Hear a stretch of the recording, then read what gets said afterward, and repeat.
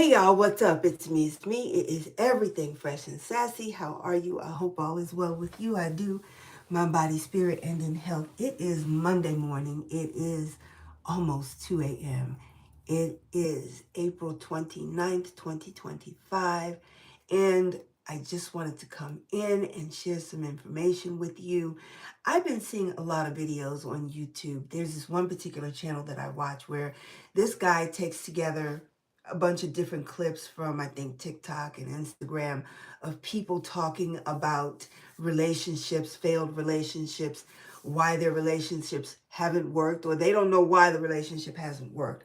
And they're distraught, they're distressed over these relationships not working. So I thought, as a veteran who's been married for 39 years this coming October, I could come and shed some light. Now, I've done a couple of videos on my channel where I have talked about staying in your place, knowing your role as a woman, as a married woman.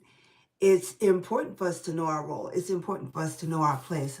I can tell you when I first got married, I just didn't have the best example as to how I should be as a wife, because my parents' relationship was a bit dysfunctional. So I didn't have the best example. But I know one thing. The man that I married, I love him. And you got to know that you know that you know that you love the person that you're going to be with. And I'm going to tell you how you know. When that person is sick, they say you know your friends. You find out who your friends are when you're sick and when you're broke. When you're sick and when you're broke, you find out who your friends are. You find out, who's going to stick and stand by you when you are sick and you are broke. You know who your friends are, when you're throwing up and they're the ones standing behind you, holding your head and the trash bag while you throw up. You know who your friends are when you don't have to drop any hints or be out here dry begging,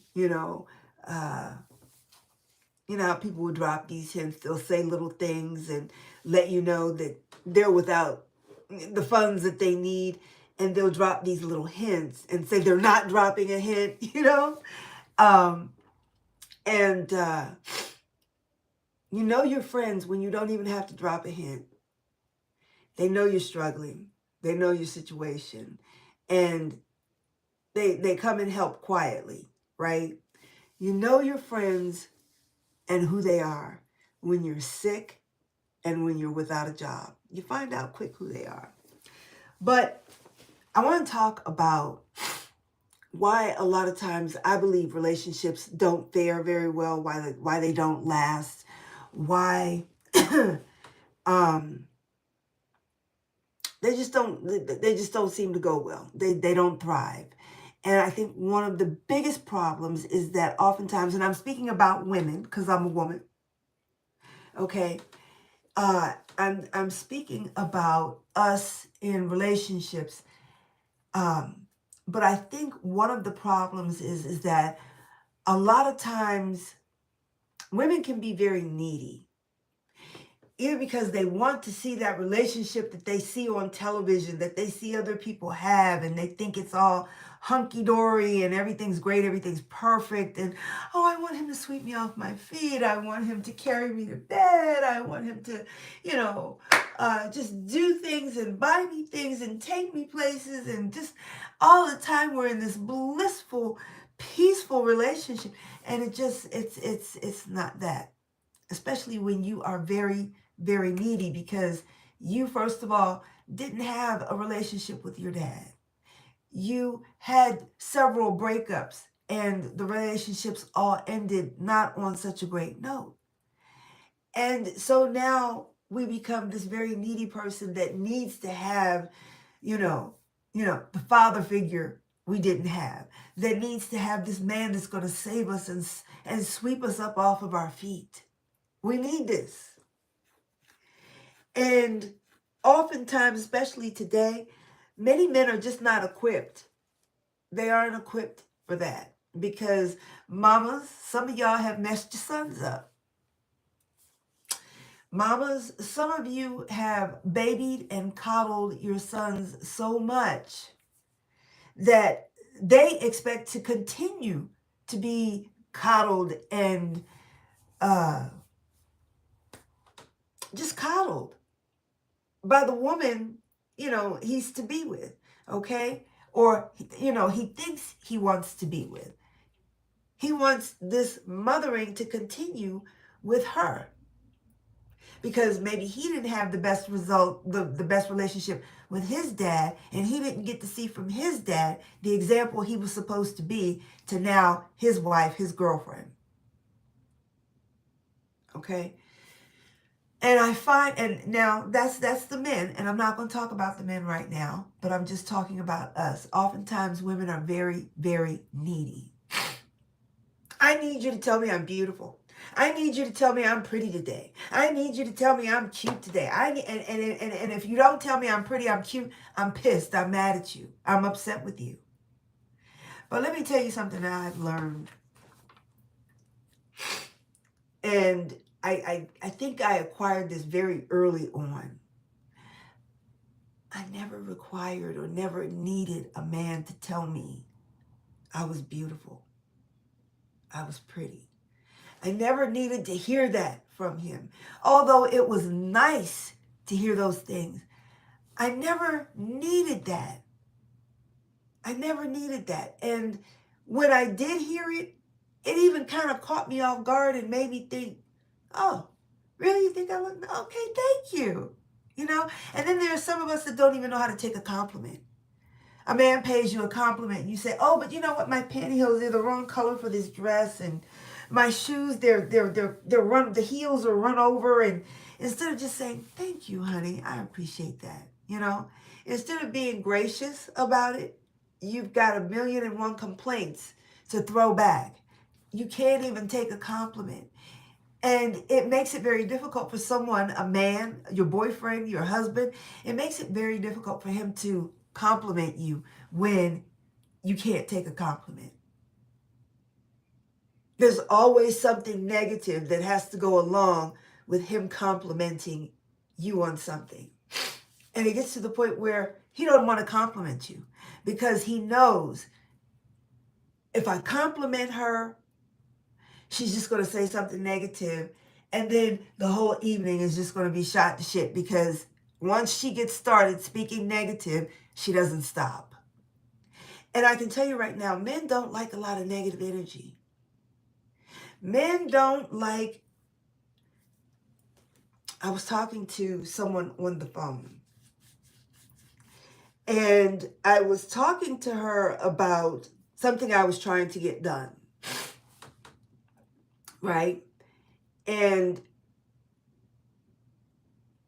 actually, I take that back. I wasn't talking to her on the phone. I was talking to her via text. I don't know what she's doing over there. But anyway, I was talking to her via text, and she kept telling me, well, I'll call you Monday when my husband's not here. I'm like, number one, you don't have to call me. I'm just trying to get something done. I'm trying to get some information. You don't have to call me. Just, send me the information. You don't have to call me. But, and we're not really friends or anything like that. It was just somebody I needed to reach out to because I'm trying to get something done. And so she kept saying, I'll call you Monday when my husband's not here. I'm like, why does she keep saying, I'll call you on Monday when my husband's not here, right? So then she called me. And then I found out why she wanted to call me when her husband wasn't there. Because she wanted to gossip. And she says, well, I can't really talk when he's here like I want to. So that's why I kept saying, I'll call you on Monday. And I was like, oh, okay. Okay. So you see, men don't like to hear, real men, okay, don't like to hear women sitting around gossiping and talking about other people. They don't want to.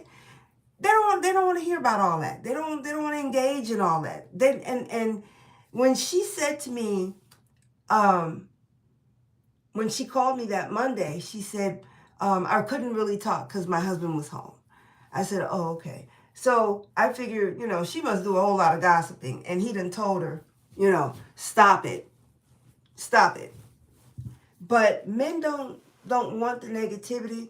When they're around, they want the atmosphere light, quiet, peaceful, joyful, loving, and just, just calm and copacetic. They don't want all this extra stuff, going on in the background. So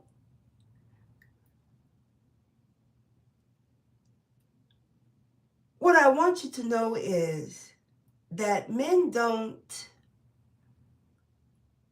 need or require a whole lot of conversation. They don't need a whole lot of engagement. They don't need a lot of negativity. They don't want a lot of negativity. This is what I'm telling you, what I know, because based on my own experience and talking to some other women, who are married, and they've told me, their husbands don't want them gossiping on the phone. They don't want to hear it. And, your husband has to be the king in his house, or your home, excuse me. Your husband has to be the king in his own home. If he doesn't feel like he's king, well, you're going to have some problems, okay? Because I tell you what, if a man doesn't feel like he's king in his own home, he will acquiesce. He will fall back. He will draw back. And he'll just wait for you to do everything. And that's not what you want. Because then you'll have to do everything, and then you'll resent the fact that you have to do everything. And then you'll be throwing it up in his face, well, I have to do everything. Well, you have to do everything because you always want to take charge. You always want to do everything your way.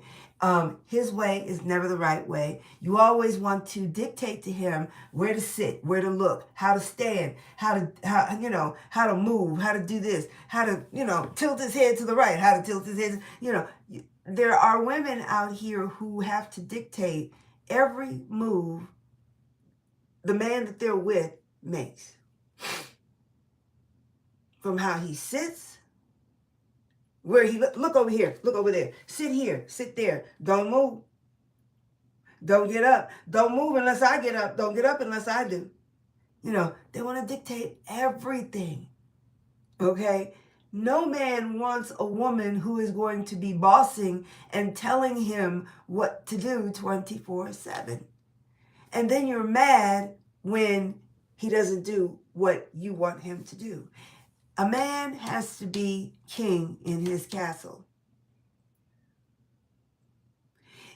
As women, we have to accept this is the head of the household. This is my head. This is my king. Okay? He calls the shots. I don't. We have to accept him as head of the household.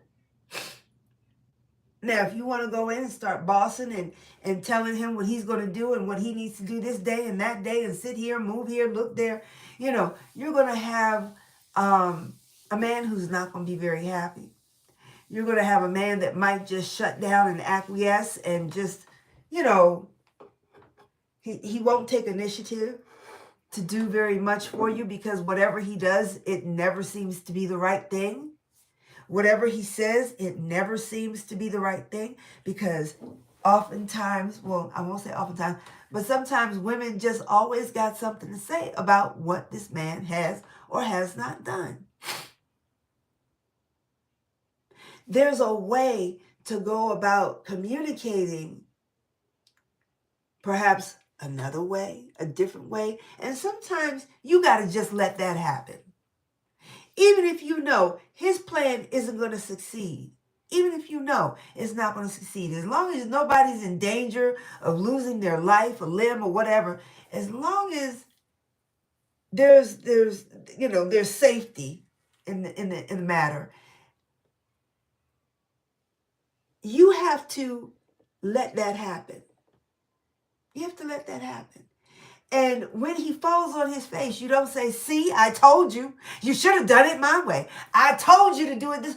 You don't do that. You continue to encourage. Baby, you know what? You gave it your all. You gave it your all. And I saw the effort you put through. Look, you'll figure it out. Maybe next time, I don't know, maybe you could add this, or maybe you could take this away. I don't know. But baby, I know you're going to figure it out. You can drop your suggestions, But you finish it by saying, I know you're going to figure it out. I trust you. I believe in you. You have to build your man up. You have to give him the confidence, okay? Because if you're constantly tearing down the efforts that he makes to run the household, to take care of you, the children, you know, if he doesn't feel like you have his back, he might just be looking around for somebody else who will. Because every time he looks up, you're complaining. Every time he looks up, his efforts are never enough.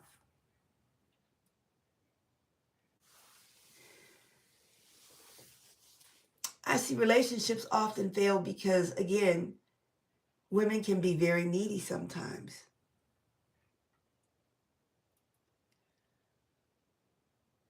Being very needy as in,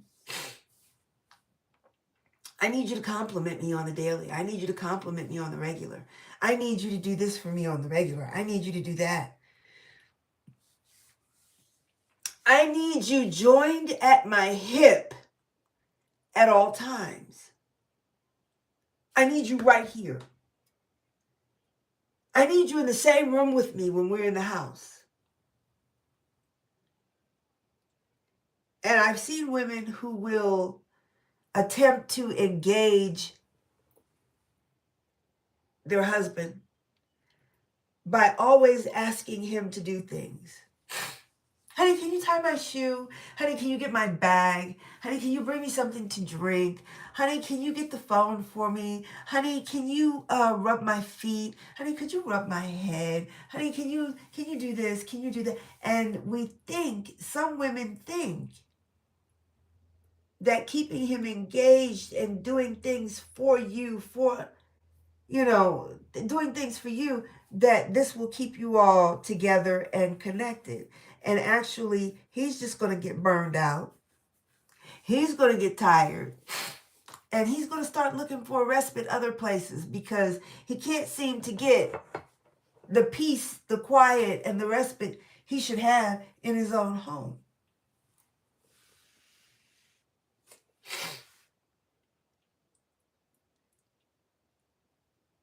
A lot of times relationships fail because someone is so very needy and the person they are with does not have the patience, the capability, nor the desire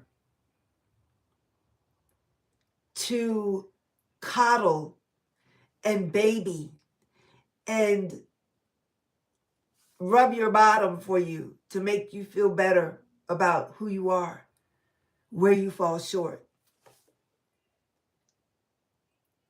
Oftentimes, these relationships fall apart because someone is very needy.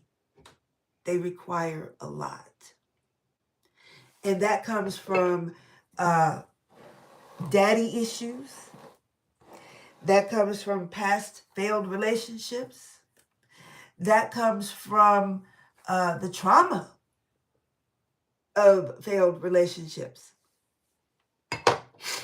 And now, this man here is expected to pick up all the baggage, all the hurt, all the pain, ease and soothe it away.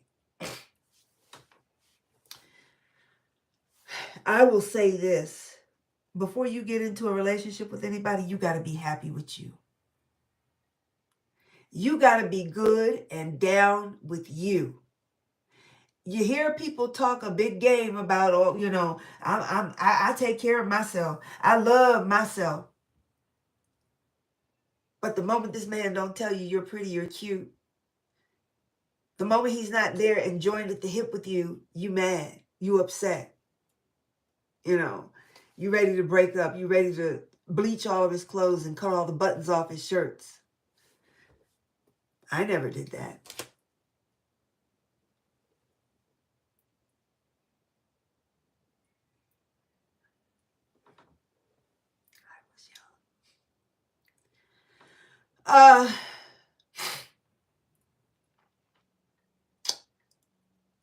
And as I speak about these things, I'm not speaking down my nose at anybody because I'm telling you where I've come from. I had to learn. I had to learn because I didn't have the best examples um, from my mother and father because their relationship was quite dysfunctional. It really was, okay? From my dad pulling his pistol out, telling my mom he was going to shoot her, to my mom having a heart attack every other evening when they would have a fight. She'd have a heart attack every other, not every other evening, but at least every other week she'd have a heart attack, when they were having words. And that would scare the shit out of me. He's waving his gun around and she's having a heart attack every week, that they fight. And these arguments were bad. They just kept me on edge as a child. They kept me nervous. My nerves were always bad. The kids would make fun of me because I'd go to school and I'd be like this. And people would be like, why are you shaking? You're like an old lady, They didn't know. My parents, had spent 3 hours arguing before I had to get up this morning. And it was loud. There was a lot of stuff being moved. Furniture was moving, I didn't have the best example. So when my husband and I got together, all I know is that I found this man. This man found me. And he seemed really interested in me. And because he was interested in me, I was interested in him. And I just was like, really?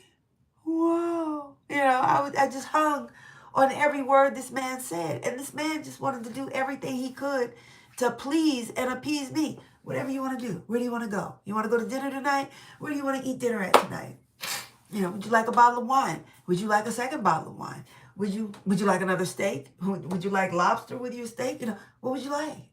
Would you like to go shopping after we eat? Would you like to go out of town with me when I have to go out of town?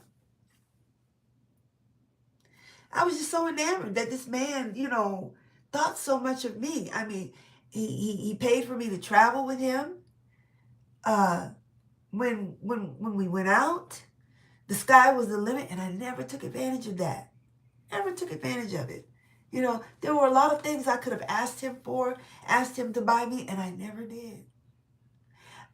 I was more interested in him and being with him than I was with how much money he would spend on me. And I think he knew that and he saw that. And I think that made him feel a certain kind of way. He was like, man, this girl don't want me to buy her nothing. She ain't asking for nothing. Sometimes he would walk into a store and say, well, do you like that? I'd be like, yeah, I like that. And he's like, well, go ahead and get it. No, I don't want that. I like it, but I don't want to get it, And every now and then I would, give in and I'd be like, oh, okay, well, yeah, if, you want to buy it, But I would never ask him to buy me anything.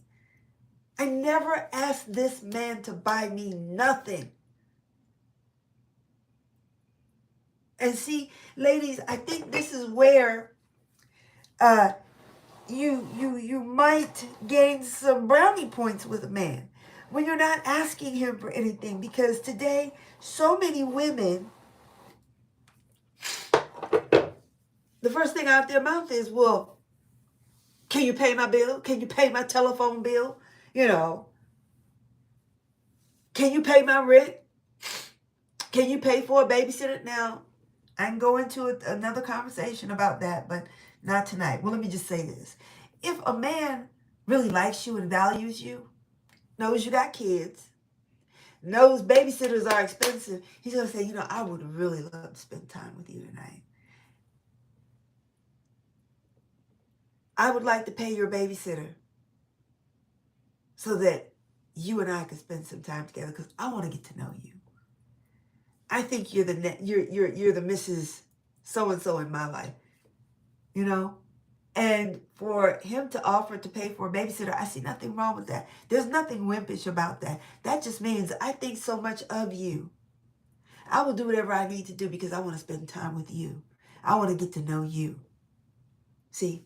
So, but like I said, I think you can win some brownie points with a man by not asking him for a thing. And then on top of it, not only not asking him for anything, but he don't have to hear about it. Okay? He don't want to hear, well, I never asked you for nothing. I don't need you for nothing, and I'm not asking you for nothing. You gotta stop with all that attitude too. But asking a man to buy you stuff and to get you stuff, to pay for this, pay for that, dropping hints about stuff you want to get done, and expecting him to just hand you his debit card, his credit card, whatever,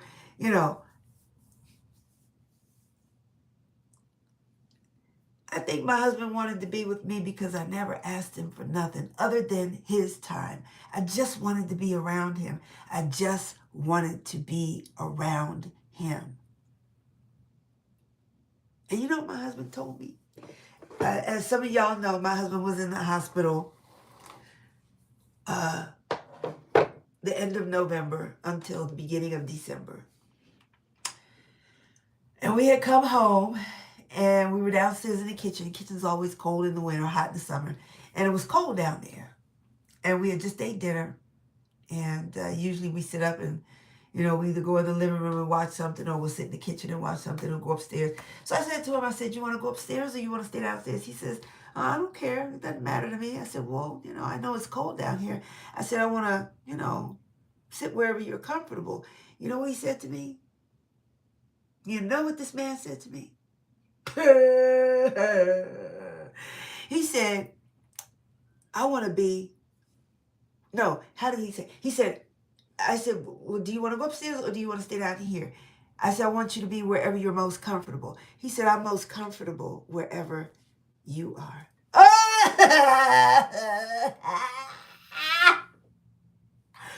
You talking about the ugly cry, okay?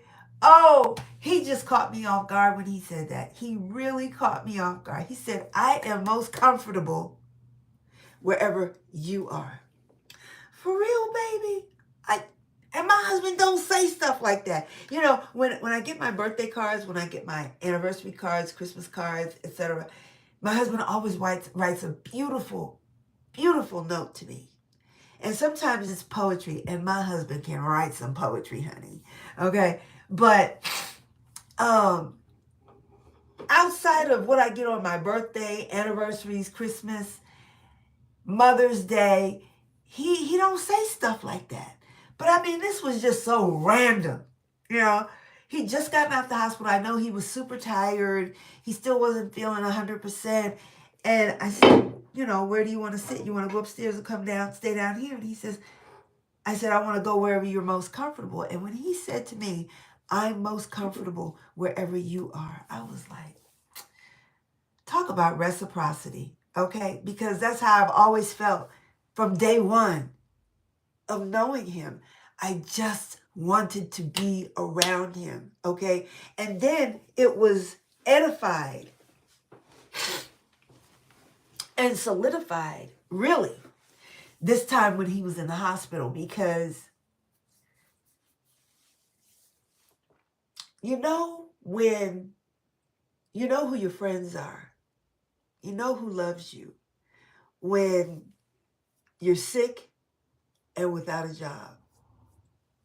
You know who your friends are, you know who loves you when you're sick and without a job, and or without a job.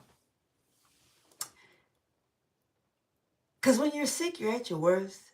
You might not smell too good, you don't feel too good, you don't look too good, your makeup ain't right, you ain't got no makeup, the wig has been pulled off, the weave has been taken out, you're in the hospital, you're not feeling well, whatever. And you're not looking your best, you're not feeling your best, you might not smell too good, but still, this one person wants to make sure you get in and out the bathroom okay. This person wants to make sure you are bathed, lotioned, and clean, and fed every day. This person sleeps in a chair, makes a bed out of 2 metal chairs and some pillows and some sheets and blankets. And this person wants to lay right next to you. Don't want to go home and get in the bed and say, well, I'll see you in the morning.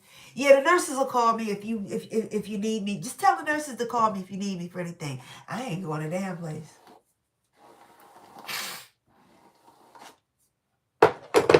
What medications are you bringing in here now? Let me see the crimp. No, don't bring no pills in here already opened. Leave the pill in the crimp and let me see the crimp. Okay? No, don't bring no pre-filled syringes in my husband's room. You bring the bottle full. You bring the bottle with the seal still intact. Don't bring me no bottles that's been already opened. Bring me a bottle, the little vial that has the medication. They stick the needle in and they draw it out. Don't bring me a bottle for my husband that has already been opened. Okay? I done told you we're not taking those pills. You can bring these pills. Don't bring those. We're not doing any of that. Okay? No.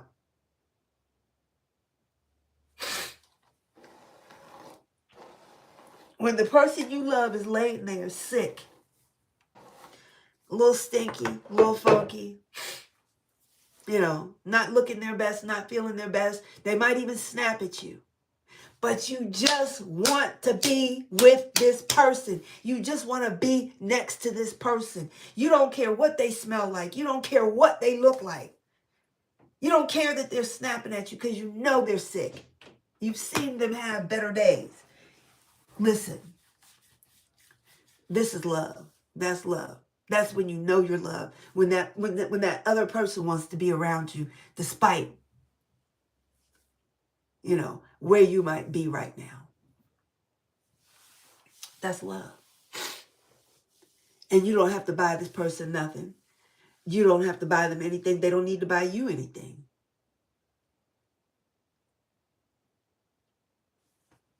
That's love. I don't have to suggest or hint for anything to be bought for me, because guess what? If I want to buy something for me, I just go ahead and buy it. And I tell my husband, look what you bought. He's like, oh, that's nice. You like it? I do. Thank you. The other thing I want to tell you, ladies, is that you got to be comfortable with you. Because how can you be good for someone else if you're not good for yourself? Excuse me. How can you be good for someone else if you're not good for you? You're not good for you when you sit around and self-depreciate, self-deprecate, self-sabotage yourself. You're not good for yourself. And I have to tell you, that is a demonic spirit.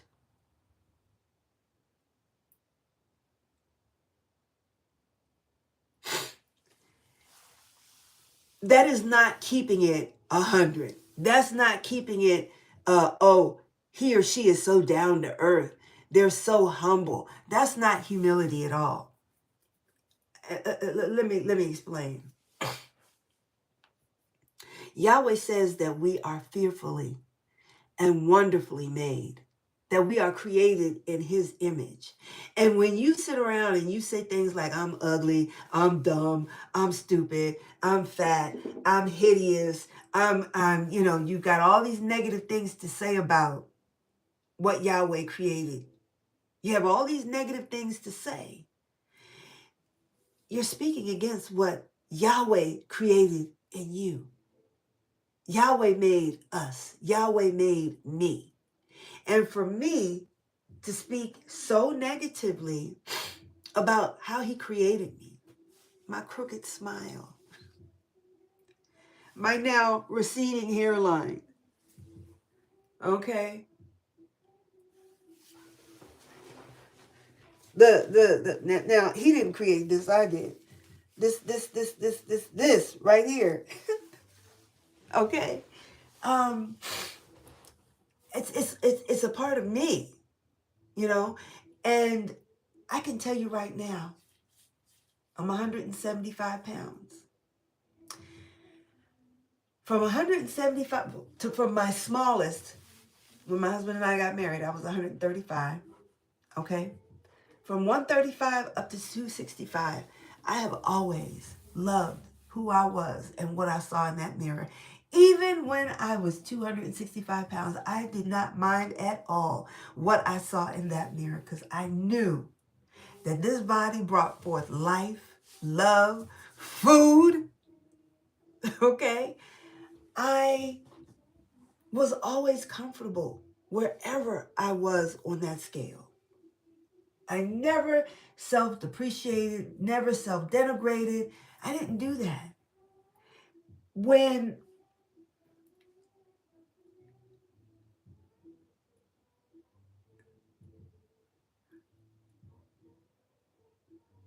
that's my daughter singing.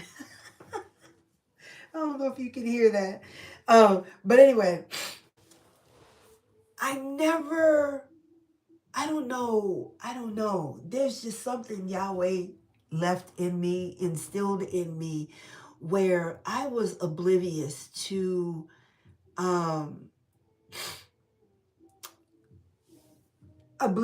to seeing the negative in me. And that's not to say that I'm conceited, because I'm certainly am not. You know, I'm not one to brag about myself, how I look. I got my flaws, but I tell you one thing. How does the song go? You got to accentuate the positive, eliminate the negative, right? That part, okay? To sit around and just always go on and on about what you don't like about yourself and then not make a change, that's a demonic force working in somebody. And perhaps they feel like they've got to say something negative before someone else says it. They've got to beat them to the punch, because that's what they've been through. They feel like this is a way to cover themselves. And I don't know what makes someone think that if they say it before someone else says it, that this will make them feel better in some way. I don't know what makes someone think that way. I don't know. But I've heard people say that. They feel like they've got to say the bad part, the negative part, before someone else says it. Right?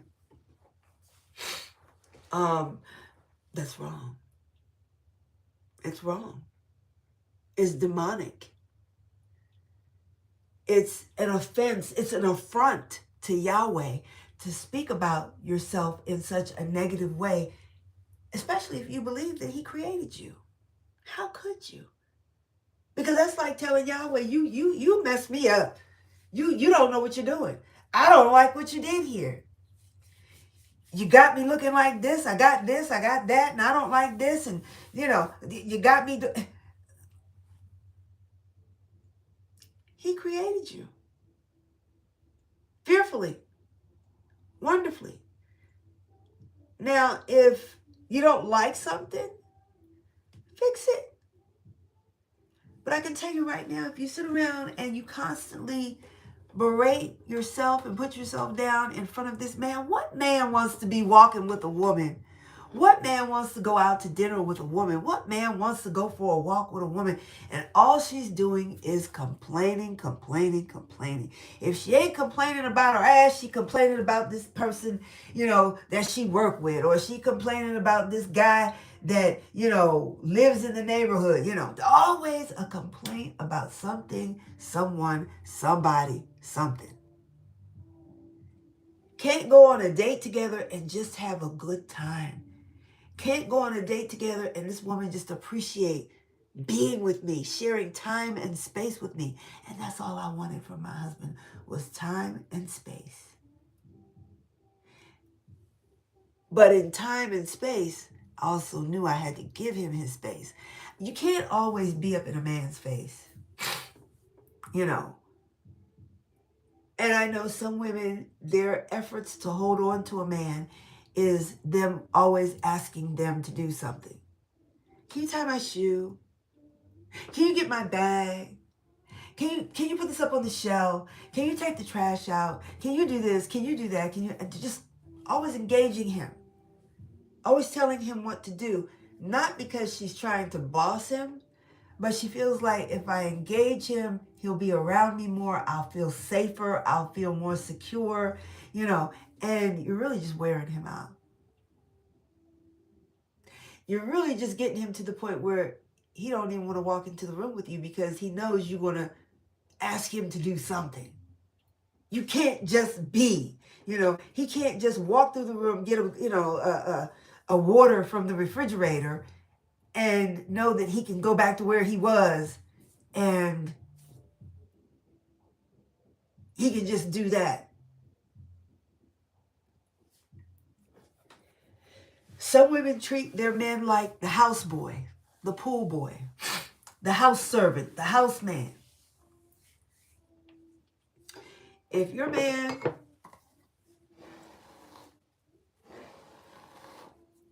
treating your man like that, he may eventually acquiesce into that position. And then when you need him to stand up and be a man and do the things that a man is supposed to do, he's not going to want to do it. Because he's going to feel like, well, you know what? She always does everything. Just let her do it, because if I do something, it's going to be the wrong thing. She's going to say it's not right, So why should I bother? Whatever she want to do, she's going to do what she want to do anyway. Yep. I had that spirit of doing what I wanted to do. And I had to learn. That's not the way to go. I'm not the only one here in this relationship. I'm not the only one here in this marriage. And that's the other thing. We have to make space for our husbands. When my husband and I first got married, it was in the 80s. And that's when, big, large floral prints were in style. The big floral prints on your drapes and your bedding. I had floral everything. And I'm like, oh my goodness. It finally dawned on me one day, you've not made space for your husband. I mean, how would my husband feel bringing his friends over and all the curtains were floral, flowers all over the curtains, flowers all over the bedspread, flowers all over the carpets and rugs. And, no, it's okay if I've got my own little dressing room. And, I've had my dressing rooms and I did my dressing room in florals if that's what I wanted. But to have the whole house done like that, he don't feel like he's at home. And sometimes women will create space in their home that's specifically catering to them and not their husband. So how do you expect him to feel welcome? How do you expect him to feel comfortable? And this is the way you create a space that's supposed to be for not just you, but for him too. And I realized, when it comes to picking furniture and, putting our home together, I have to consider, I have a husband. I have a man living here. I have a whole man living here. So I have to make it so that this is comfortable for him too. A place where he can bring, if he wants to have the guys over for a football game or whatever, he's comfortable in doing so. And they're not sitting here looking at, all the floral curtains and throw rugs, right? So we have to keep that in mind. But getting back to being comfortable with yourself, you have got to love yourself. And a lot of times, some of us, I don't want to say a lot of times, but there's some of us who don't love ourselves. We don't hold ourselves in the best regard.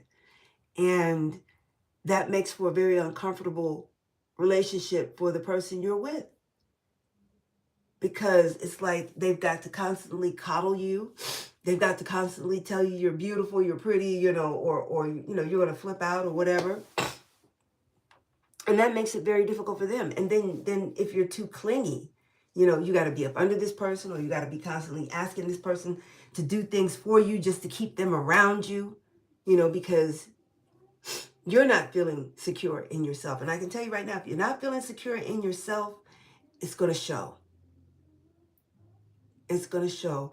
And your husband is,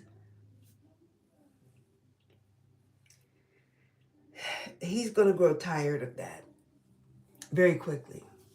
He's going to grow very tired of that very quickly. You being clingy, you not being happy with yourself. You've got to be like the song. How does Sammy Davis Jr. sing it?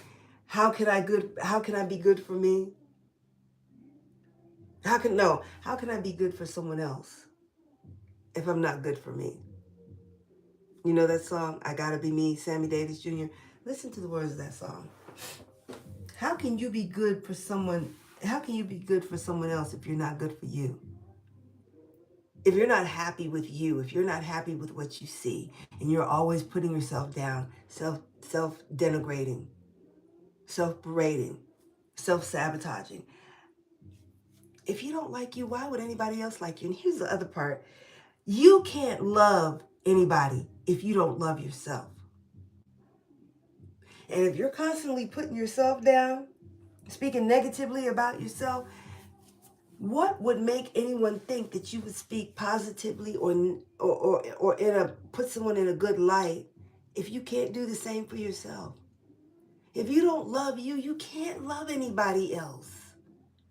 You have to get to a place where you love you, where you're comfortable with you. I am so comfortable being by myself. I am so comfortable entertaining myself. I can go to dinner by myself at the finest restaurants. I mean, I could go to a Michelin restaurant and have dinner by myself and be absolutely just fine because, number one, I love to people watch, okay? And it wouldn't be a problem for me. I had 2 girlfriends say to me, you would actually go to dinner by yourself? I'm like, yeah, why? What's the problem? They're like, well, people probably thinking you can't get a date. Don't nobody want to be with you. I'm like, you know what? I have never thought of that until you said something. That never, ever even crossed my mind. That someone would think that about me. That someone would think I couldn't get a date. That someone would think no one wanted to be around me. I never would have thought that. That thought never crossed my mind until I had these 2 girlfriends tell me that. Anyway, I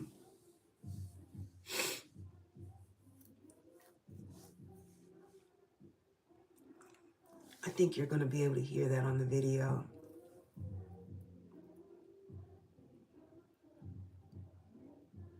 She got that speaker turned up loud. And it's late, too. It's 2 o'clock in the morning.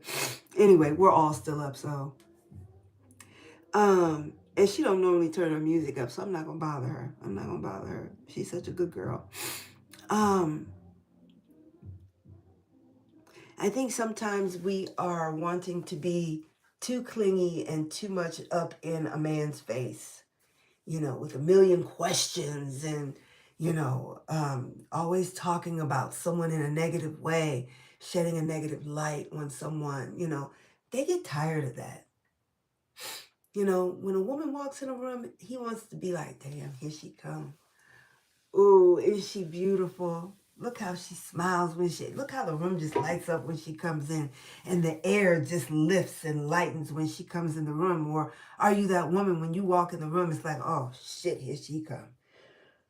Oh God, is there a hole I can crawl into right now? I wish I could just I just wish I could just self-combust and disappear.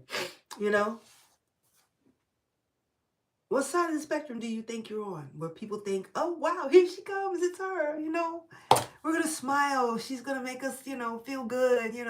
She doesn't bother anybody. She stays neutral. She's cool. She's copacetic, Or are you that person when you walk in the room, it's like, oh, shit. Here she come. Girl, does she see me? Oh, God, here she come. We're going to have to hear about how her bad feet is hurting her again. We're going to have to hear about how she burnt her dinner again last night. Damn. Which one are you?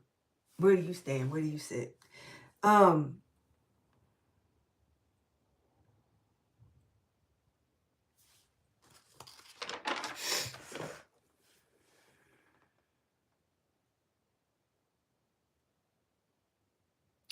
A man wants a woman who is confident, who's strong in taking care of herself and the things that she needs,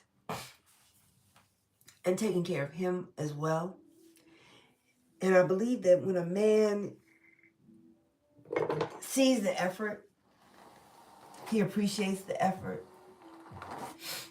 But when you're constantly nagging, oh, and here's the other thing.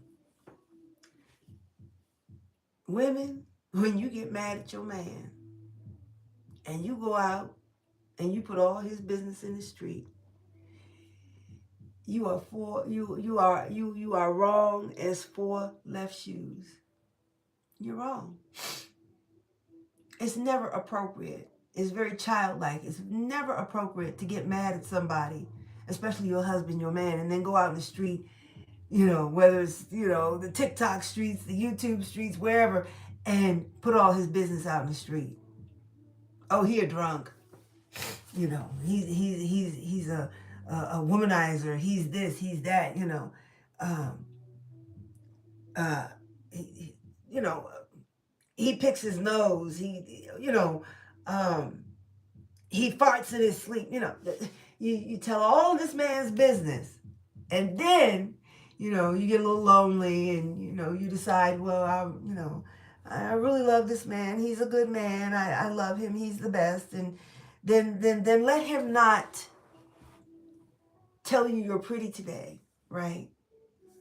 Let him not do something that appeases you, and you're mad again, and now you're putting his business in the street, or you're speaking about him in a negative light. I think you only have to do that one time, and a man is like, you're not the one for me. Because the moment you get mad at me, now you want to put my business out in the street. And if you've done that more than one time, I don't think that he will look at you as the one for him. Every time you get mad at him, you put all his business out in the street. What if he did that to you? Huh? What if he exposed you?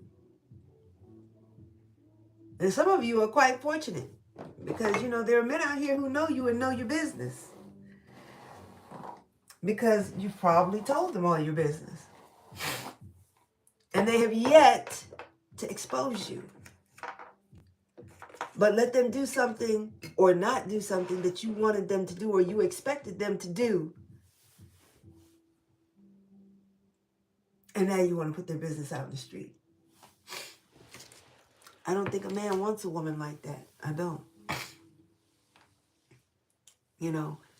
I don't think anyone here would know of any of my husband's bad habits because I don't talk about my husband like that. My husband has too much act right. My husband has too many great qualities, and I have too much respect for him as my husband. I would never expose his shortcomings or his mishaps because I got mad at him. That's kind of childish. It is. And we have to grow up, not be so childish. We have to not want to embarrass him in front of strangers because these people on YouTube are strangers. I don't know them,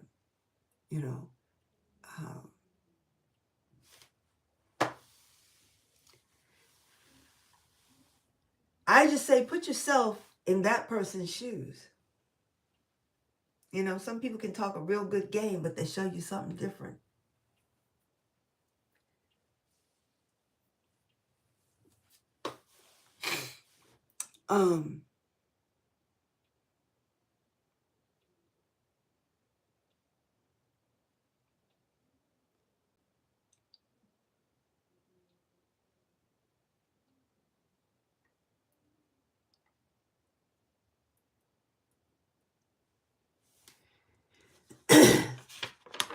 I think something else we have to learn how to do is communicate in a gentle spirit. Because I can remember when my husband and I first got married, I really didn't know how to talk to him when we were at odds about something. Excuse me for 1 second.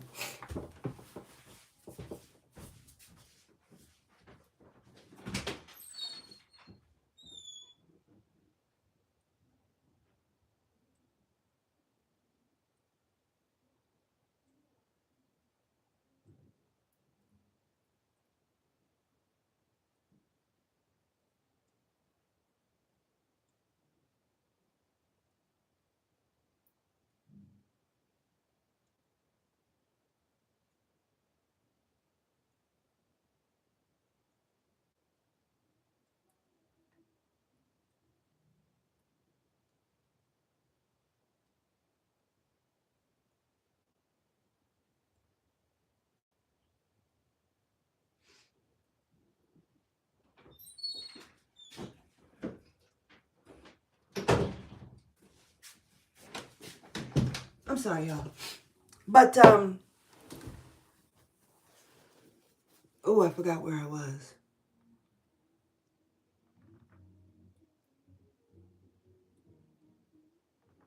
I forgot what I was saying. Oh, my goodness. Anyway, sorry. I had to take care of something real quick.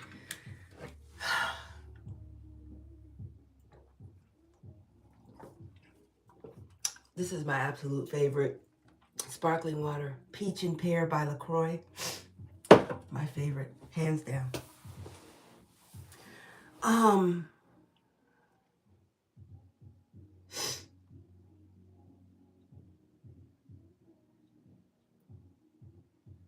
Oh, I know what I was saying. I didn't have the best communication skills when it came to communicating, my displeasure about something or how I felt something should be accomplished or how we should go about doing something. And instead of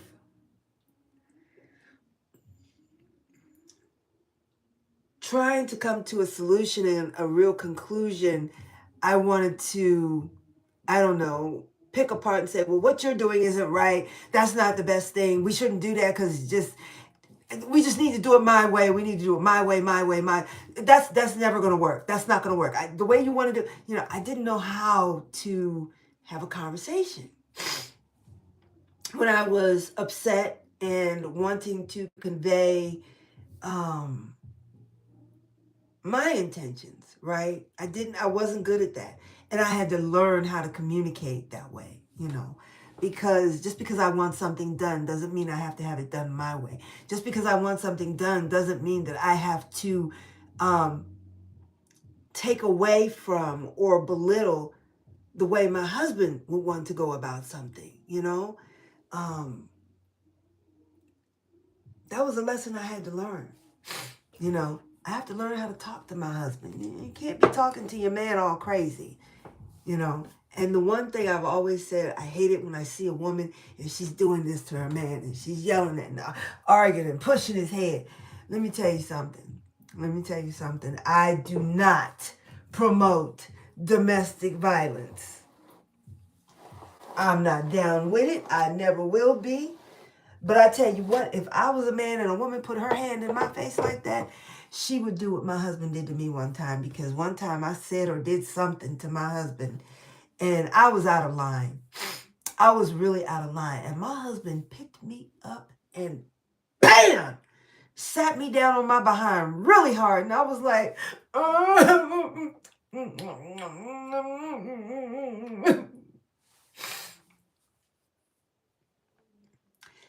he felt bad for doing it. My butt hurt because he did it. And this was like maybe 12, 13 years ago when he did that to me. Oh my goodness. I never forgot it. I never forgot it. And I felt like he had hit me, but he didn't hit me. He just picked me up under my arms and sat me down in a chair really hard.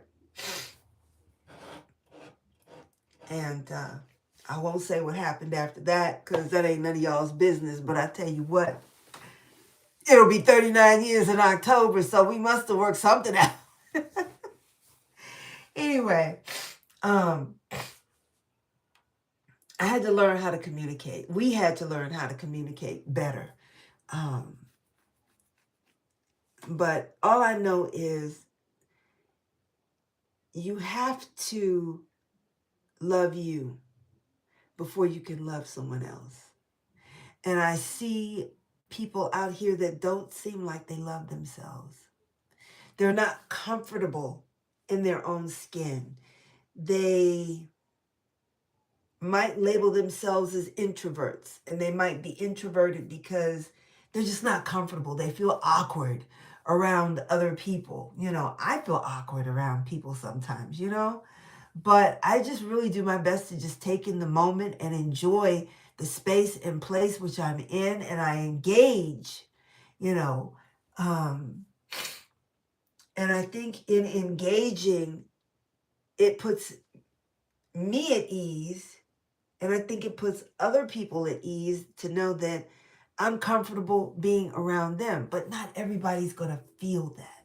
but I do. And I'm glad that I do. I'm glad that, I can go out and be around people. And, I wasn't, how do I say this? I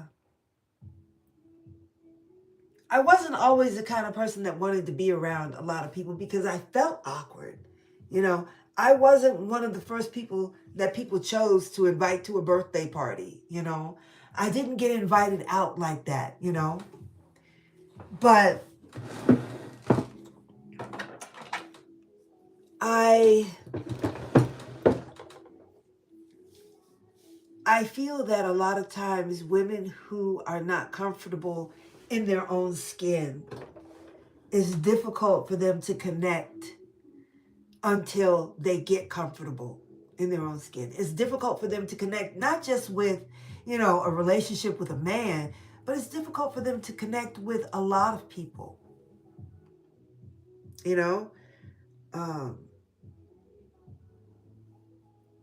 and I just think you have to learn to be comfortable with yourself before you can be comfortable with anybody else. If you're not comfortable with yourself, you can't be comfortable with someone else. You're going to always be looking for that person to do something for you, to appease you in some kind of way, by telling you you're pretty or you're beautiful, you look nice, or come on, let's go here. I want to be with you right now. I want us to do this. I want us to do that, always needing this person to be present in your moment, in your time. That's going to be difficult because men don't always want to be around us. They don't want to. And this is the other thing. Sometimes women talk too much. They do. We want to tell a man everything about us. From our period to, the last yeast infection I had, or, sometimes women just want to tell everything, and men don't want to know everything you got going on. Some things you just got to keep to yourself. Some things you just got to keep in your pocket. Put it in your purse and shut it up. That's part of my prayer every day. Yahweh, give me the ability to know when it's time to run forward, to press on, when it's time to stop, to stand still, when it's time to be quiet, to shut up, and when it's time to speak up, it's time to be heard. When it's time to be heard, let me speak up. That's my prayer every day. Part of my prayer.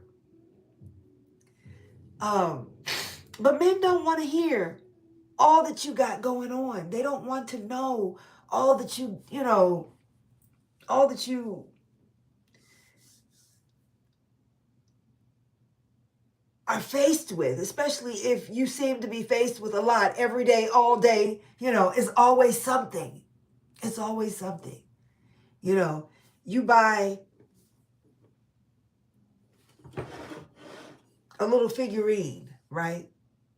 And every day you got to move that figurine. Oh, I had it here, but I want to put it there. I want to move it here. Now I want to put it there, and I want it to go here, and it's not good enough there, so I want to put it here. And you just a fidget. Can't keep still, won't sit still. Nothing's ever right. Everything has to be readjusted and moved, and it's too much for a man. It's too much. Men are very simple people. You bought this figurine, put it right here, and that's where it's going to sit for the next 30 years. That's them. That's their mentality. But for some people, they're just never comfortable in the way that they are, as the way they appear. They're never comfortable in what they do.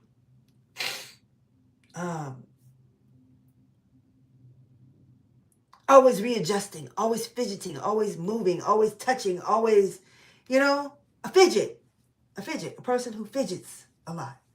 They aren't comfortable in that type of energy. They just are not comfortable. in that type of energy. You know, there are days when my husband sits in his office and watches television. And you know what? I let him. I leave my husband at peace because I want him to be peaceful. I want to be peaceful. I realize there's times when I need my space. Like I need my space right here, right now to do just what I'm doing. Right? And when I make my videos, I like to be off and on my own and to myself. And I know some people who make videos, they want their husband sitting right in front of them. They want their husband right there. They want their husband holding the camera. I'm like, have you ever heard of a tripod? Oh my goodness, get a tripod. Why do you have that man holding the camera? Listen, when I first started making videos, my daughter was my videographer. And then one time she asked me to do a video for her, and I had to hold the camera. And we didn't have tripods. You know, we had tripods then, but I didn't know anything about a tripod. So I had her holding the camera for me. So one day she wanted to make a video for something. And so she asked me to hold the camera. And I was like, dang, girl, I'm tired of holding this thing. I gotta go to the bathroom. I want to sit down. No. So once I had that experience, I was like, baby, mama's not going to put you through that again. I mean, I might need you to do this here and that there. And then after that, you go and do your thing. I got a tripod. Okay. But there are some women who, when they make their videos, their man got to be sitting in the same room with them, sitting in the chair at the foot of the bed, they got to be in the same room. When I make my videos, I got to be by myself. Okay. I'm in my bathroom. My bedroom is, well, on the other side of the wall is the water closet and the shower. So in this room here is the toilet and the shower. The bathtub is there. And on the other side of the bathroom, the shower wall is my closet. And then there's the bedroom. Okay. My husband is in the next bedroom. That's his office. And that's the kind of space I need when I'm making a video, okay? If my husband were to come in the bedroom, and he's probably going to come in here in a little while, so I got to hurry up and finish. But if my husband were to come in the bedroom, I cut this video off. And I go in there and be with him because that's our bedroom.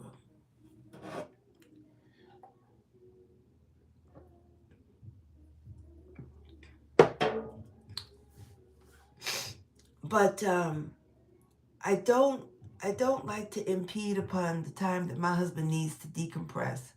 You know, when my husband comes home from work, excuse me, I don't run to the door. No, I don't. I let that man walk in the door, take off his coat, take off his shoes, put down his bag, check the mail, put his keys down.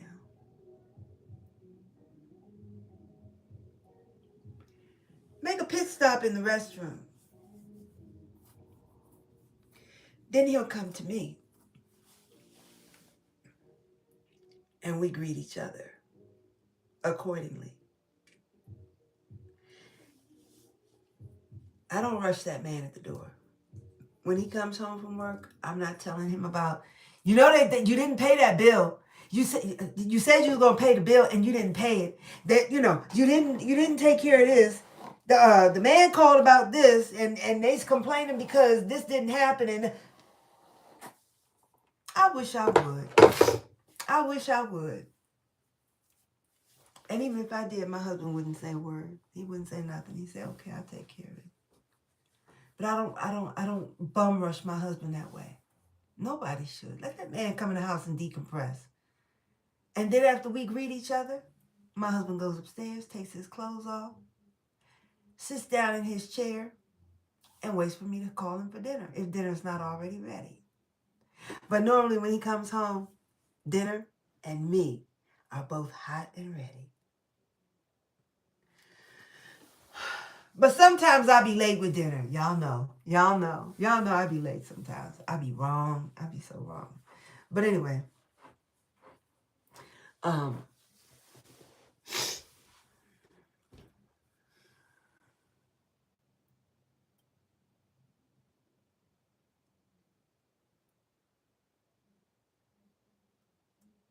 I think when you're trying to get with a man, or if a man says he wants to be with you, because he should be the one pursuing you. That's the way it should be, plain and simple.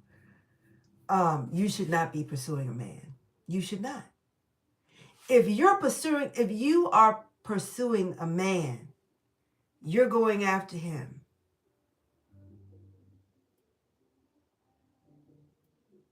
Clearly, he's not interested in you in that capacity.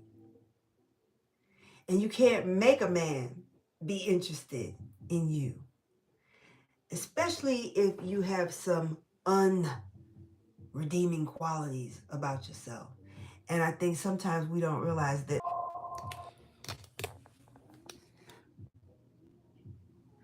Oh my goodness. Okay, I'm back. I don't know what happened. I don't know what you all saw, but my phone died. So I'm running around looking for a charger. And I know I brought my charger upstairs with me. And all I can find is this one, this silver cord, which is not for iPhone, but you're supposed to be able to charge your phone. And this is an old block. You're supposed to be able to charge your phone with it. So I plugged my phone up to the charger. The phone came back on. I logged back onto YouTube, and it said, I logged back onto YouTube. The little thing spun around, and then the phone shut off. I was like, but the phone is still plugged up. Why did it shut off? So I unplugged it, plugged it back in, did the same thing. It shut off again. So I had to run and find the good cord, the cord that came with the phone. And I'm back. You know, it's always a crapshoot with YouTube, whether they're going to let me resume a live stream or not. I don't always get to come back on. So I'm glad they let me back on. So anyway, I was saying that, you know, sometimes there's things in us that we need to fix before we can garner any type of relationship, whether it be platonic or intimate. There are things in us we have to fix in order to have a relationship with a man that we're trying to have as a husband, you know? But one thing I want to say is, you know, when you get into these relationships, I think you should make it clear what your intentions are. You know, both of you should make it clear what your intentions are. You know, I want to be married in the next year or two. When I get married, I want to have children, or I don't want to have children, whatever the case may be. Your intentions need to be made up front. Nobody should be surprised with anything. And that's basically what it was with me and my husband. You know, I let my husband know I don't live with people. You know, you don't get the benefit of the cow, the benefit of the milk, just because you got the cow, or however that goes. You know, if I move in with you, we'll be married. And my husband proposed to me on my birthday, January 1st of 1980, was it 87? I forget the year, but it was January 1st when he proposed to me. And 10 months later, we were married. He proposed to me on January 1st, and we moved in together in July. 7 months after he proposed, we moved into our first apartment. After he had proposed to me in January, we opened our very first joint bank account at Union Trust Bank in Arlington, Virginia. Was it Arlington or Leesburg? I think it was Leesburg, Virginia, because I was working over that way. And he was working in Herndon at the time. And we opened our first bank account together 6 months after we were engaged. 7 months after we were engaged, we got our first apartment. And we were married 10 months after we were engaged. So it went quickly. But I I told my husband I don't live with people. I don't move in with people. If there's no intention of marriage, we will not be moving together. And I let him know that I don't do long-term relationships. I'm not going to date you for 10 years and, or 15, 20 years. And then maybe we get married at the justice of the peace at year 21. I'm not doing that with you. But and he made his intentions clear. His mother and father had 13 children, and he didn't want me to work. I told him, I said, honey, I think that's a wonderful sentiment, but in today's economy, we both need to be working. But then when my daughter came along and I felt like she needed me, at the ready, I was comfortable enough and I felt good that he felt that I should be at home. So it wasn't a difficult decision to have to make for me to stay at home just like he had intended when we first got married. But for, a good, I'd say, let me see, my daughter was in the 3rd grade when I stopped working full time. She was in the 3rd grade when I stopped working full time. So she was born in 95. 7, 8, 9. So I think the last year, I can't remember, I think it was 2005 when I stopped working full time. Every now and then I get myself a little part-time job, but make your intentions known, make your intentions clear as to what you're expecting when you get with someone, so that there's no surprises. And if you can't meet a particular goal that he might have for the relationship, and you can't meet a particular goal and he can't meet a particular goal, at least you all know, hey, I'm not ready for that. I can't do that. I'm not interested in that. Make that stuff known up front. Don't play games. And women, you got to stop thinking that you can change a man. You might be able to refine him a little bit if he's got some rough edges, but you can't change a person, and I think that's where some of the frustration comes in for some of us, is that we think, he's kind of rough on the edges. I can change him and I can make him, this way. It's one thing to refine, but then it's something else to try and make someone do a complete 360 of everything about them. You're just not going to be able to do it. You're not going to be happy with the result. I assure you, that person has probably been living on their own longer than you have been pursuing them. And like I said, first of all, we should not be pursuing men. Men should be pursuing us. If you're pursuing a man, he's not the one for you. If you're pursuing a man, you're going about it all wrong. That man should be pursuing you. Can I take you out this weekend? Can I take you out on Thursday? I'd like to take you to dinner. I'd like to take you to, first, of course, it's never dinner on the first date, because what, especially not in today's time, because you know what they expect. They spend money. They think they're supposed to get something in return. And you just let them know, I'm not in on the prostitution tip, okay? Because that's what that is. You think you can buy me? You think that you can buy a lobster and some shrimp and I'm supposed to put out? No. Ladies, y'all have to separate yourselves from the riffraff. And the riffraff, that's what they're doing. Okay? You have to separate yourself from the status quo. What people think is okay for today. You have to let people know that you're cut from a different cloth, that you stand alone. You don't do what everybody else is doing.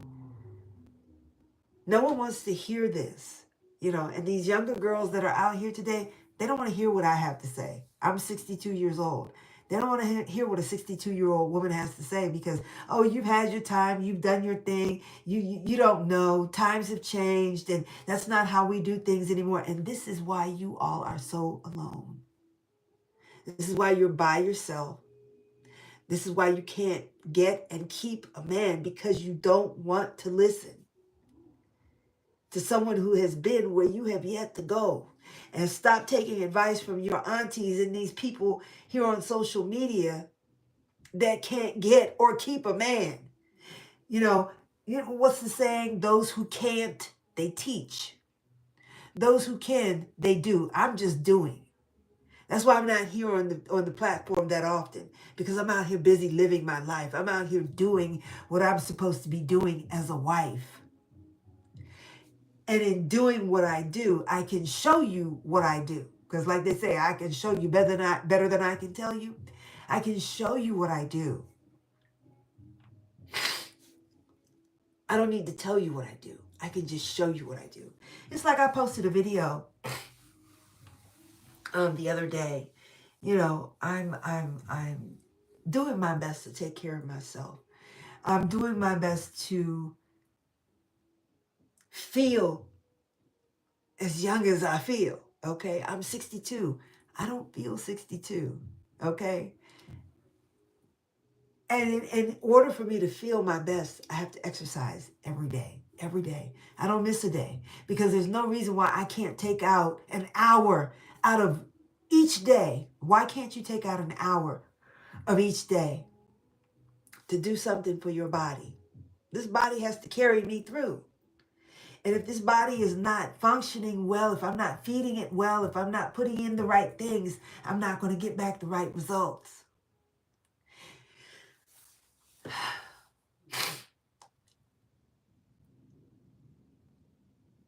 I'm picking my words because, you got to be careful what you say here on the platform, and it's never my intent to offend anyone, because the art of conversation is being able to have a conversation about said topic without insulting the topic or insulting the person you're talking to. So I really try to remember the rules of engagement when it comes to the art of conversation. So,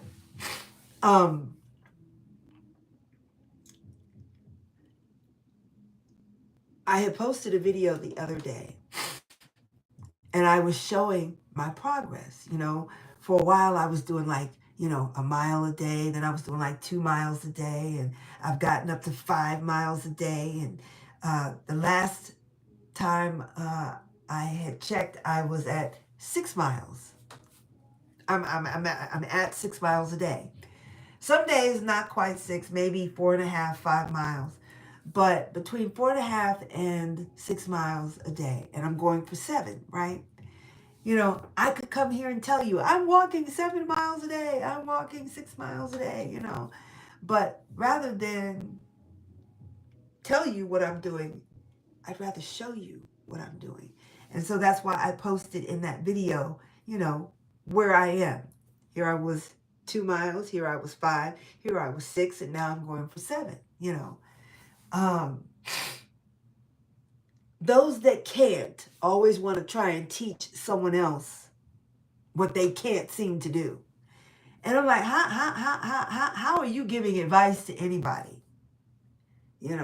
So stop trying to take advice from these people out here that can't get a man, can't keep a man. And that's not to be mean or cruel. That's just common sense. How are you going to take advice from someone on how to change a tire if they've never seen anyone change a tire?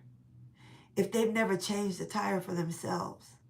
Now, granted, maybe you can watch somebody change a tire and then, okay, you can do it. But when you're talking about getting into something as convoluted and intricate as a relationship with another human being, there's a lot more to that fabric than just what you see on the surface. There's just a lot. Compromise, give and take, up and down, seasons. You know, there are times when y'all can't stand each other. I don't want to look at you. I don't want to talk to you. I don't want to sit with you sit with you at the table. You know, you go through those things, right, in a relationship. Um,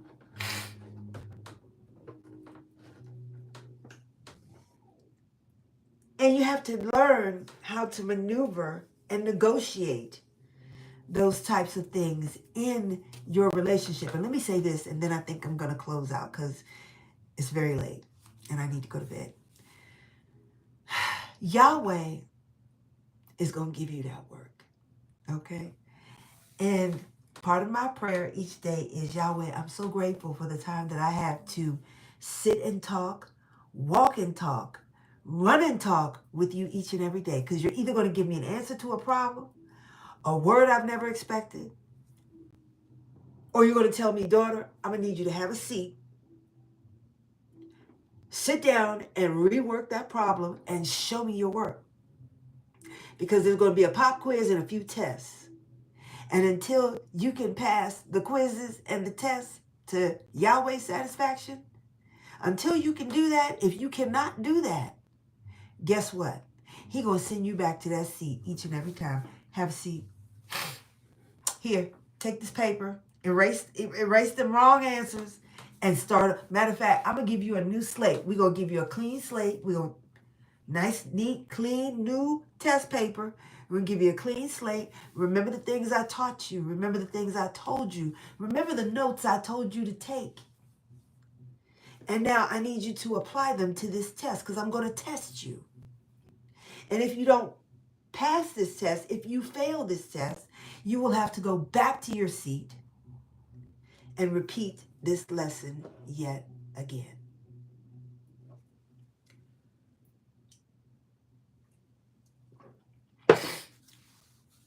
This is what Yahweh will do for us. So ladies, when you see yourself and you're in this relationship and you feel like, oh gosh, here we go again. I'm going through the same thing with the same problems, and I got another man, but you know, I'm going through the same problems. I'm going through the same thing. We're bumping our heads all the time.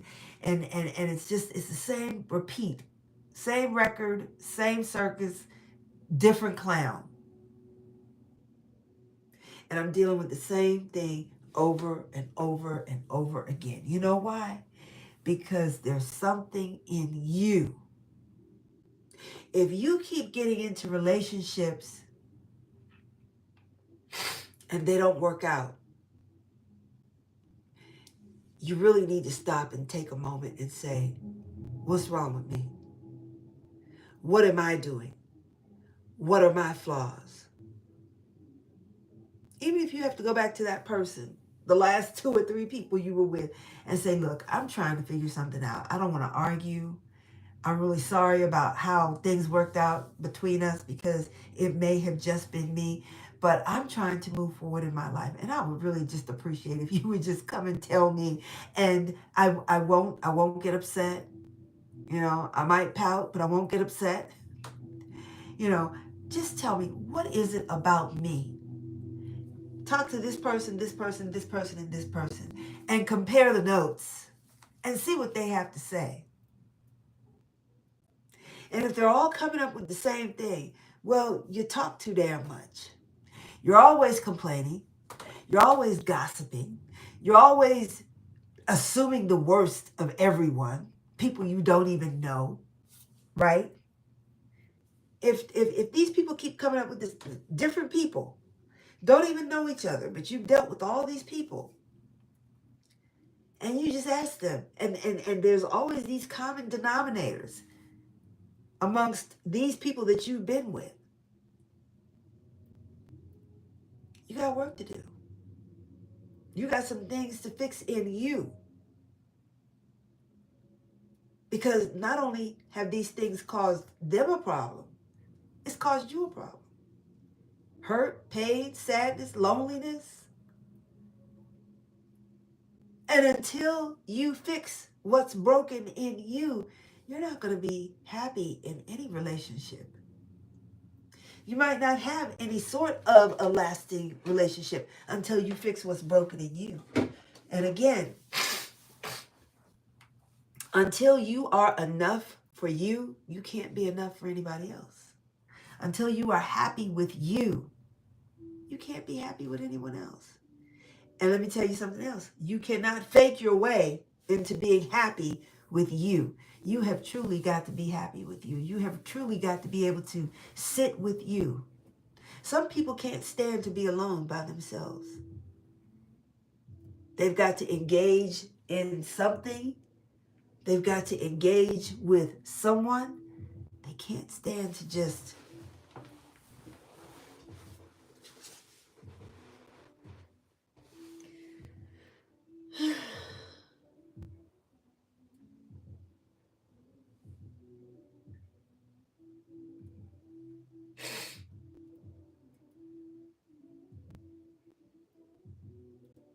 they can't stand to sit by themselves.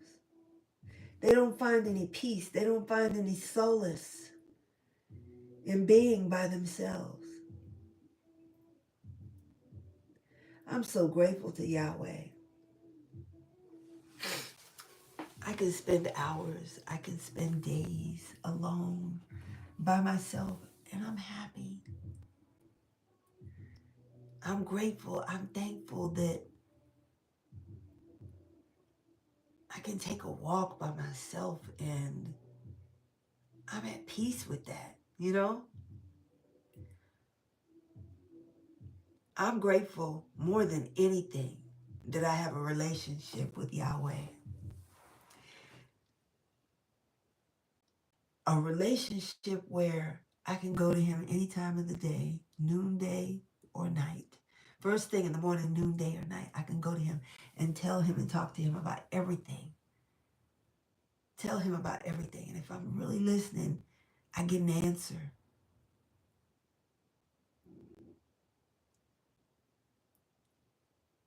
I'm grateful that I have that relationship. I don't have to go to anybody on social media.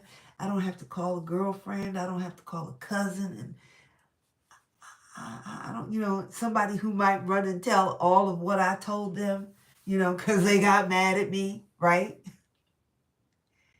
I can take it all to him and I can work it all out with him.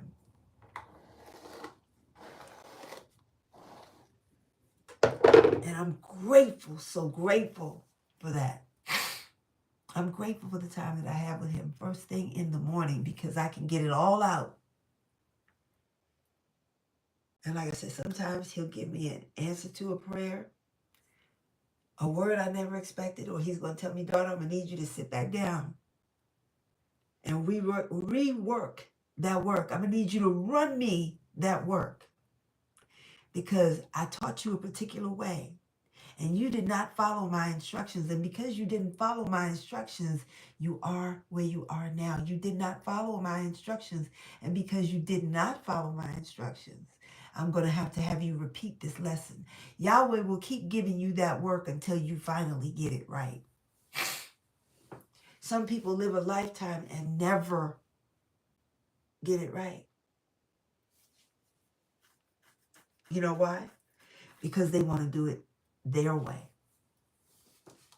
They want to do it their way. Yahweh gives us specific, very, very specific and intricate instructions on how to govern ourselves and how to live this life, this gift he has given us. But oftentimes we want to intertwine other things and implement other things and other activities into his word when he tells us, do not add to my word, do not take away from my word, or else you will heap a whole hell of a lot of trouble onto your head. Don't add to his word, don't take away from it. The Bible says a man is not, and I'm not finding fault with any particular group of people, but I'm just using this because this is one example that, just sticks out for me. And it says that a man should not lay with another man the way he would a woman. A woman should not lay with another woman the way she would a man. That's what the Bible says. But then, people have taken his word and said, well, you can't help who you love, and they want to add things in. They want to pepper in their own thoughts, their own ideologies, their own twisted way of living. They want to pepper that into his word, and it's never going to work. That will never work. Is Yahweh's way or no way at all? Yahweh's way or no way at all? Yahweh's way or no way at all? And see, Yahweh's way can't help happen in a vacuum. It can't happen with just these 3 people over here or these 8 people over there. We've all got to come together as a community and make up our minds that we're going to follow his will, his word, and his way. And we have got to do this thing together. And it has to be done unequivocally, with no diversions.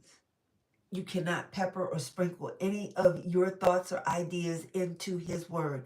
And that's where a lot of people fail. Excuse me.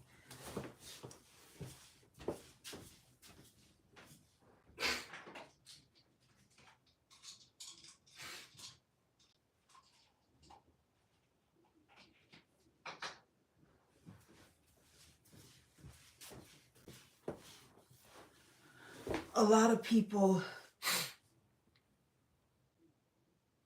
end up having to repeat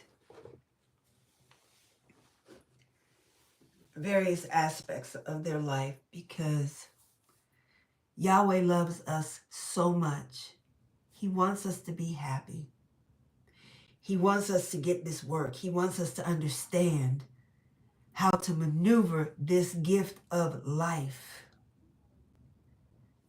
joyfully, peacefully, respectfully, earnestly, sincerely, honestly, effortlessly. He wants us to leave this world. He wants us to leave the people we love and know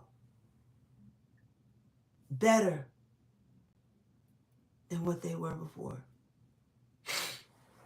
Yahweh wants us to understand the lessons we need to know to maneuver this gift of life. It's important.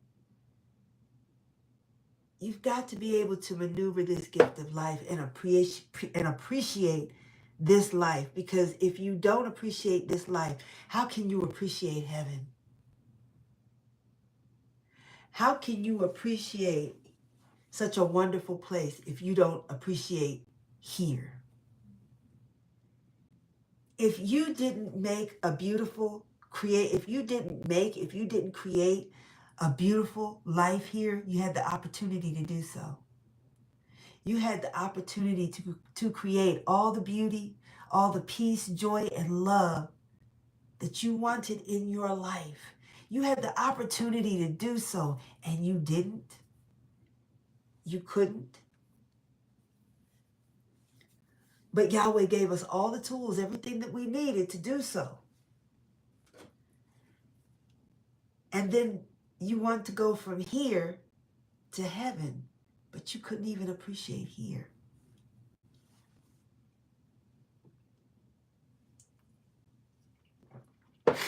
Why do we think Yahweh would let us into heaven when we couldn't appreciate our life here on earth? Why do you think Yahweh would let us into heaven when we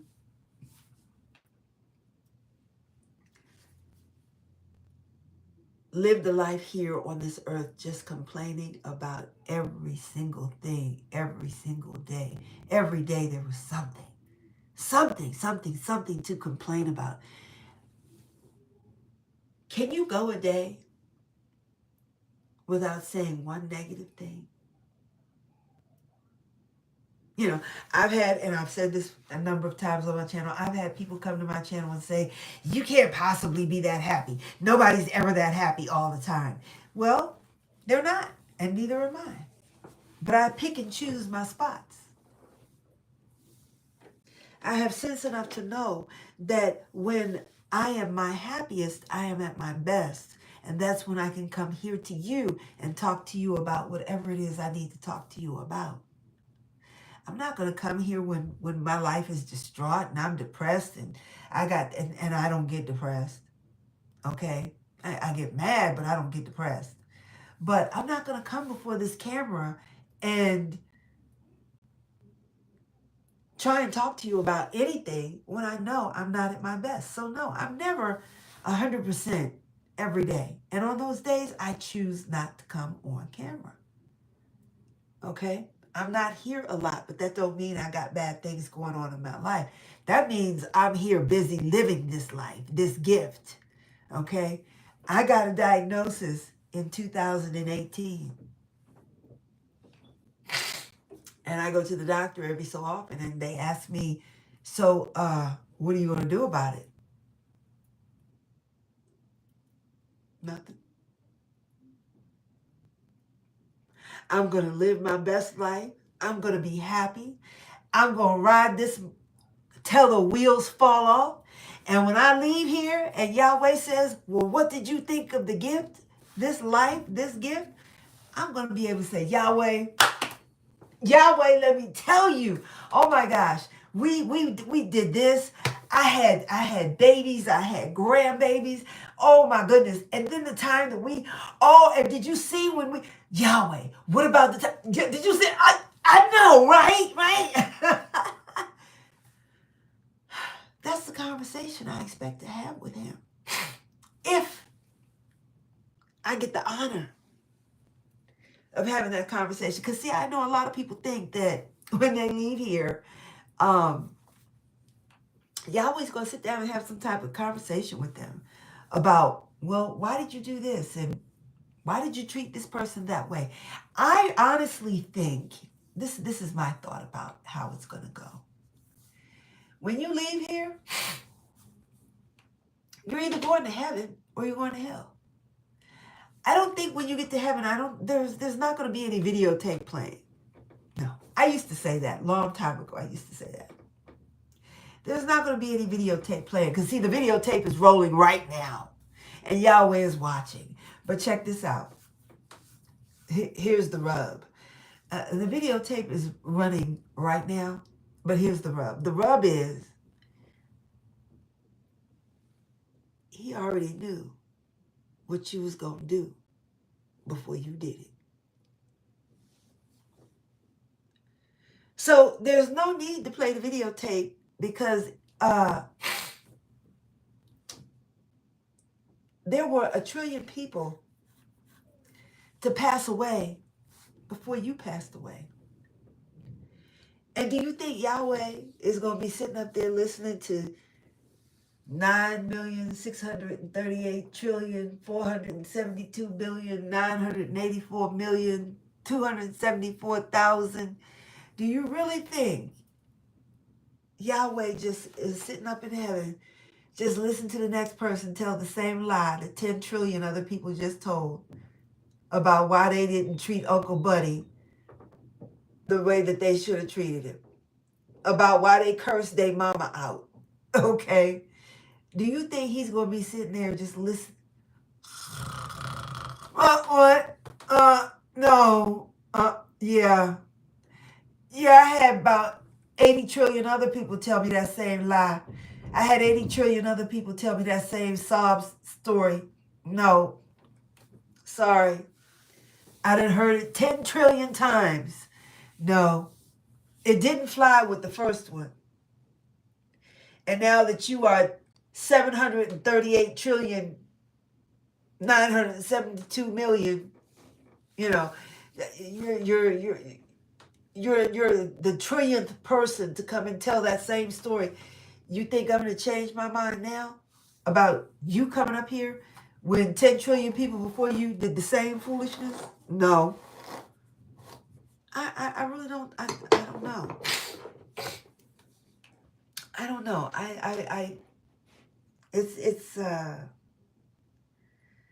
It's enigmatic to me what people think Yahweh is going to be like. While none of us have ever seen him, I know we try to imagine the way he is, how he will receive us if he receives us at all. But like I said, when it's all said and done, I think you're either going to heaven or you're going to hell. There won't be any questions asked. I don't think there's going to be any questions asked. I don't think there's going to be an opportunity for me to give an explanation about why I did this or that, because Yahweh knew what I was going to do before I did it, right? He's watching right now, so there's no need to replay. He saw it the first time you did it. He saw it the second time you did it. He saw it the third time you went in that store and stole something you know you didn't pay for. Okay? He saw it each and every time you did it.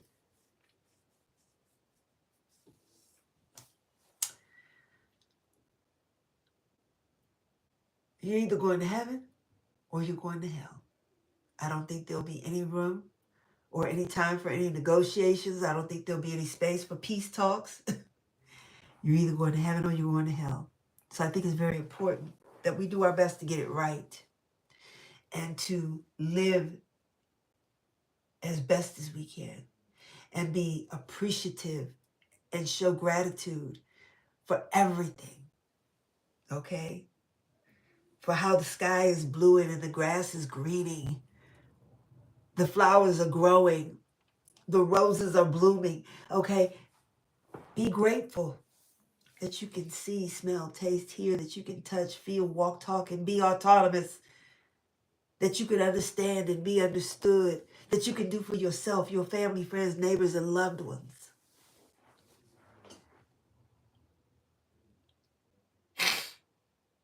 Gratitude is most important. But, you know, for those who want to sit around and complain about every single, every day is something to complain about. Every day. Every day. Can you go a day without complaining? Can you really just rejoice in this day that he has made and be glad in it? Can you really find peace in yourself, by yourself, alone? Can you be happy and accepting of who you are, wherever you are, whether you are sitting alone or whether you're in a crowd? Some people run from, crowded spaces. Now, listen, I don't like, I'm claustrophobic. I don't like to be too close to anybody, but as long as, I have a place to sit and there's some space between me and thee, I'm good. I don't want people, too close to me. I had a very bad experience at a concert where someone was just having their way with my behind and I couldn't do anything. My arms were pressed up against my chest and I was caught in a crowd and I was at least 2 feet off the ground and I couldn't run, I couldn't move, I could barely breathe, and someone behind me was doing this on my butt. I couldn't do anything. I could barely breathe, yet let alone scream. And ever since then, I've had an issue with anybody getting too close to me, anyone being behind me. I'll flip out. I will flip out. Okay. If I'm in the grocery store and I'm in line and someone gets too close to me, I put my cart behind me. So that puts space between me and them, you know? But I'm very comfortable being in public, being alone in public, sitting with people I don't know. I'm very comfortable. And I think that's something that I acquired as a child because I was kind of an only child. My brothers were almost in their 20s when I was born. My mother was 40 when she had me. And so my brothers were pretty much on their way out the house. And I was basically an only child. And I spent a lot of time alone and by myself.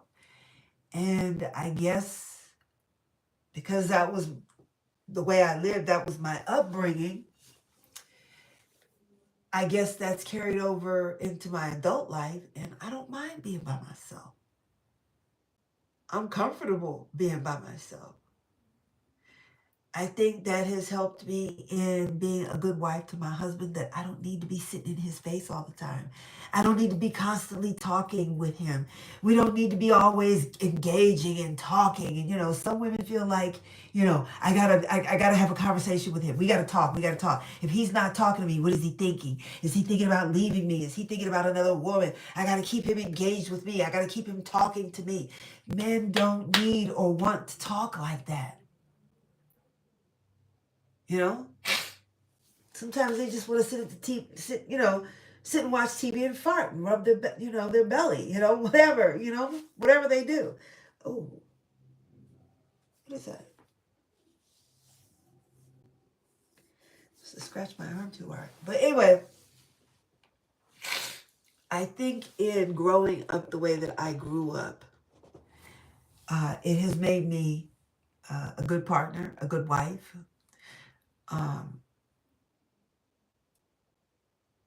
I'm comfortable being with just me. I'm comfortable. I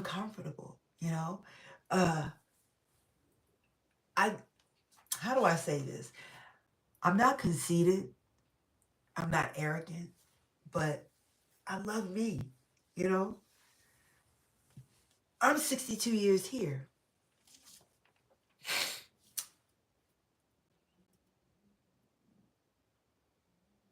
If you look at my videos from 2 years ago, I don't think you could tell, if you didn't know who I was, how old I was. I don't think you would have thought that I was 58 when I was 58. I don't think you would have thought that. If you hadn't heard a word out of my mouth, if you just turned the video on and turned off the sound, you wouldn't have known how old I was. You would have had no clue. That's what I think. That's what I see. Maybe that's not what you see, but that's what I see. And I'm happy with that. I'm happy with what I see now.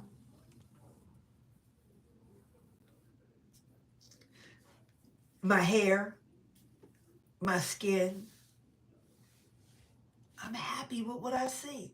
And I've always been happy with what I see in the mirror. I'm comfortable with me.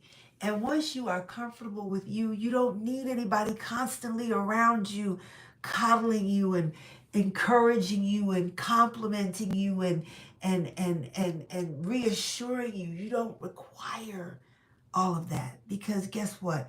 That's exhausting to the person who has to live that way. If they have to support you in that way, it's too much. I couldn't be around somebody. I have to, oh, you're beautiful. Oh, you're so nice. Oh, you look so good. Oh, you're this. Oh, you're that. I couldn't do it. I couldn't do it. That's exhausting. If you don't find enough beauty in yourself, if you don't find enough confidence in the things that you do, wow, how can you be good for someone else?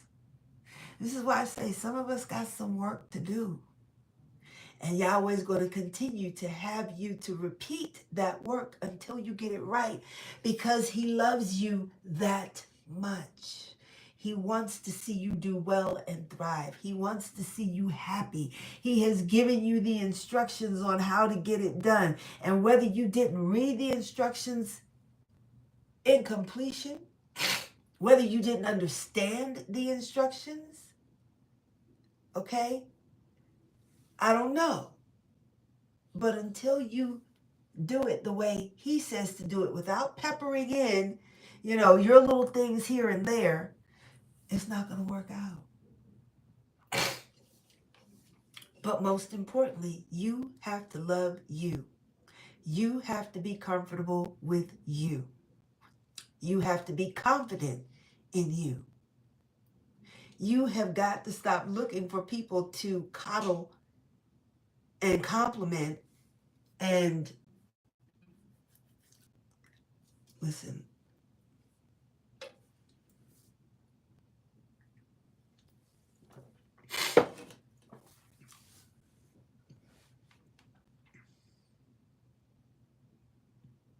I wanted to say something, but it would probably come across as very arrogant or conceited. And I'm not a conceited person.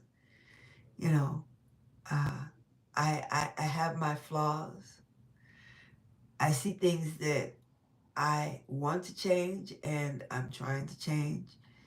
Um, and I'm doing the best that I can to make those changes. And if my best isn't good enough, I'll just have to wait until I can do better.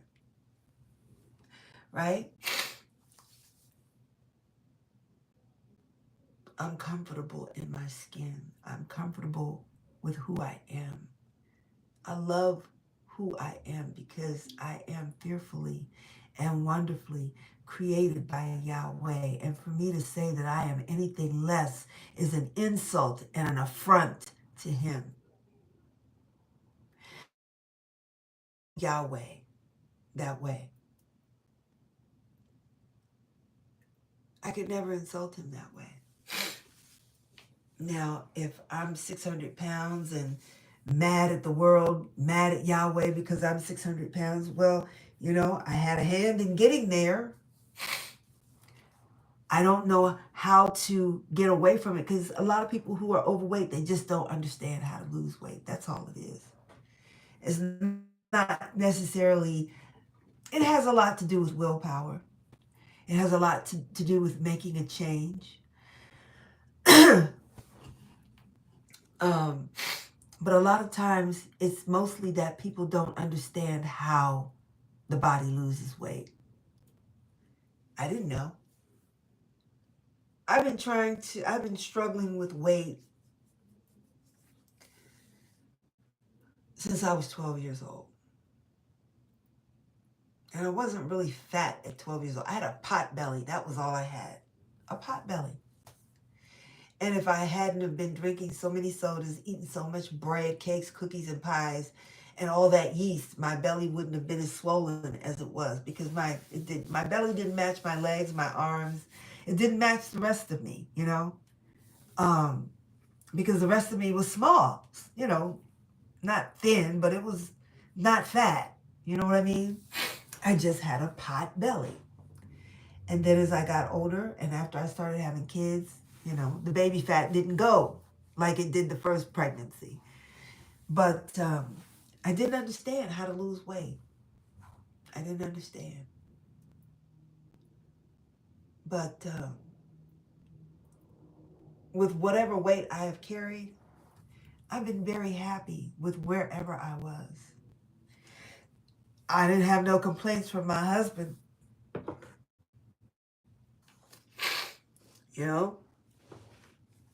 His hand was somewhere.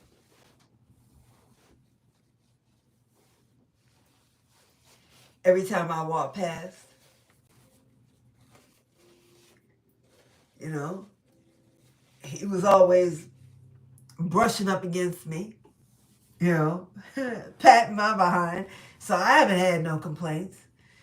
But anyway, ladies, I think what I'm trying to say is you cannot please somebody else unless you're pleased with yourself.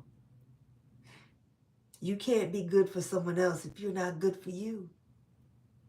You're not good for you if you can't sit and be with you and be alone and be happy.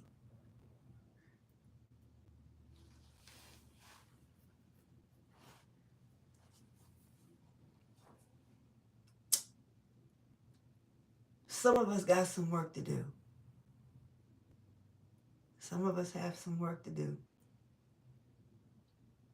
You got to find a way to your happiness in you, in the way you are, the person that you are. Because again, if you were to say, I'm ugly, I'm fat, I'm stupid, if you were to say these things, what are you saying about the person who created you? He didn't create you to be fat, stupid, and ugly. He didn't create you to be dumb. He gave you everything you needed to be smart, to be appealing, to be loving, joyful, peaceful. He gave you everything that you would need. Excuse me.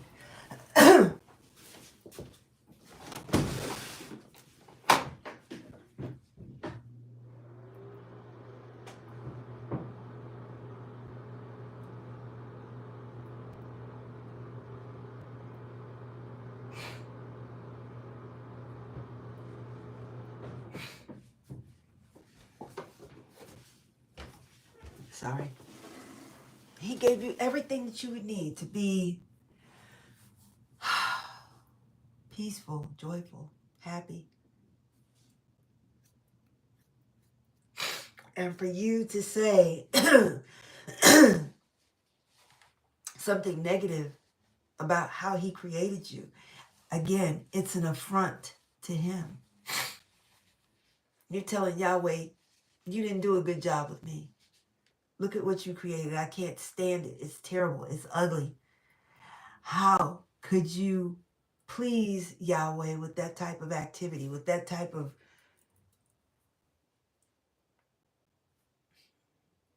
sentiment? How do you think that's pleasing to Yahweh? Aren't we here to do the things that would please him the most? Isn't that why we're here? We're here to do the things that would please Yahweh the most. And we certainly cannot please him by self-deprecating, self-depreciating, self-sabotaging what he created in us.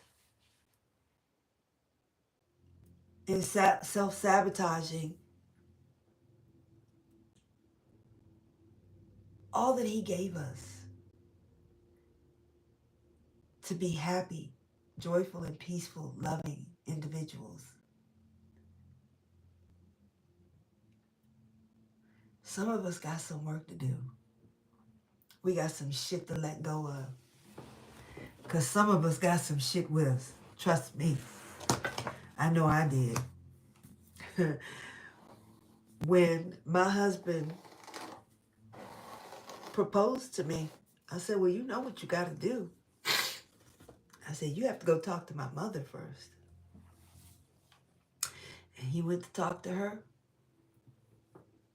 And then he came downstairs, and I guess everything was okay because he pulled out the ring, got down on his knee, and asked me to marry him on January the 1st.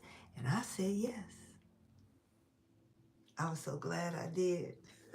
I'm so glad I did. And then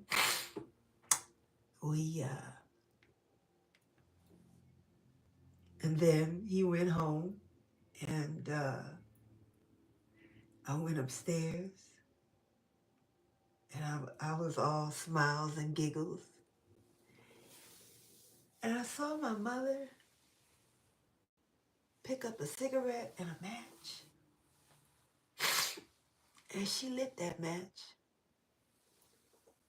And she took a puff off that cigarette. And my mama didn't smoke like that. My mama didn't smoke. Not at that time. When I was really, really young, my mother would smoke a cigarette like once a week or something like that, you know. But I was like, where did she get that cigarette from? I haven't seen her smoke in years.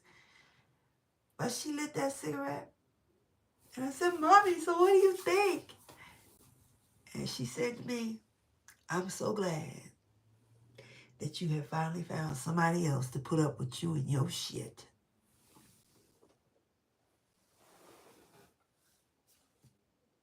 Me. You talking about me? Me and my shit. What are you talking about? What shit?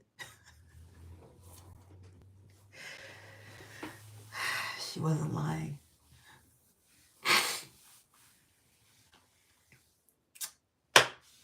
There's a lot of work to be done. A lot of work needs to be done on both sides of the spectrum. Men, y'all got work to do. Women, y'all got work to do.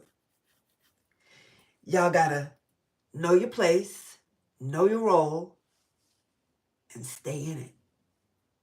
You've got to respect and accept each other's roles. Ladies, you got to accept that this is the head of your household. He is the man, not you.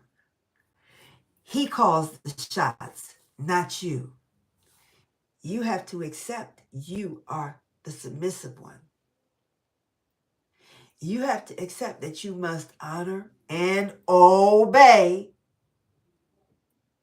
O-B-E-Y. I said obey. Okay, a lot of y'all want to omit that from the wedding vows. Okay, and that's part of your problem. Okay, there is a certain, I don't know if this is the right word, but there's a certain sexiness about being submissive. This man tells me how it's gonna be, and that's what I do. He tells me when to jump and how high, and that's what I do. Arf, arf, arf, oh woof, oh woof, oh woof. You know what I'm talking about, okay? And if this man loves you and respects you, he ain't gonna have you out here doing nothing crazy. No, because he loves you and respects you, you know? Because some women will say, well, you're just stupid.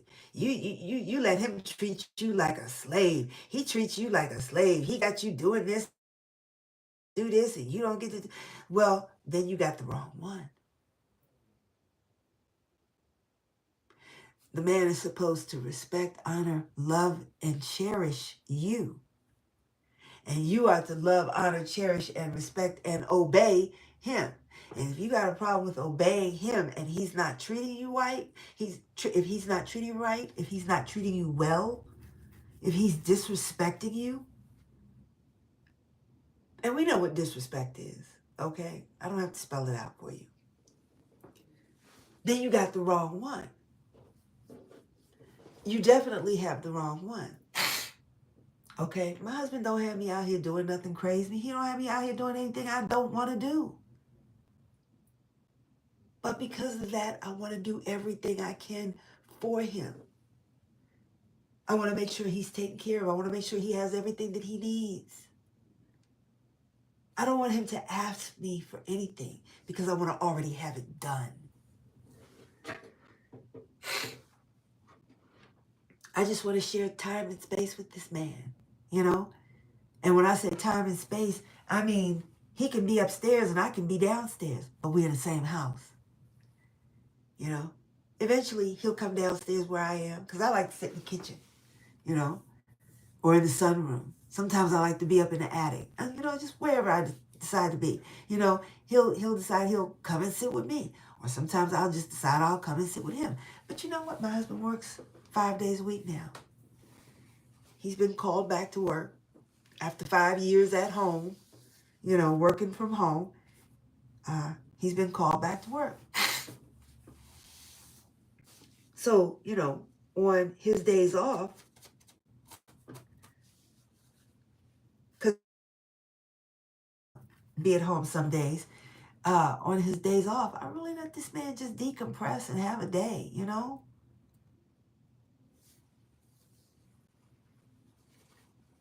It's not, can you run me to the store? Can you take me here? Can you do this? Can you take me there? Can you,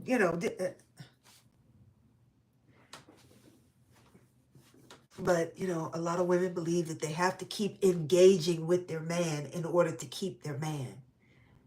Instead of just giving him some space and some breathing room. You have to think about it like this. With all that your husband goes through at work, the people, the personalities he has to deal with at work, he needs space and time to just decompress and contemplate his belly button if he wants to, you know?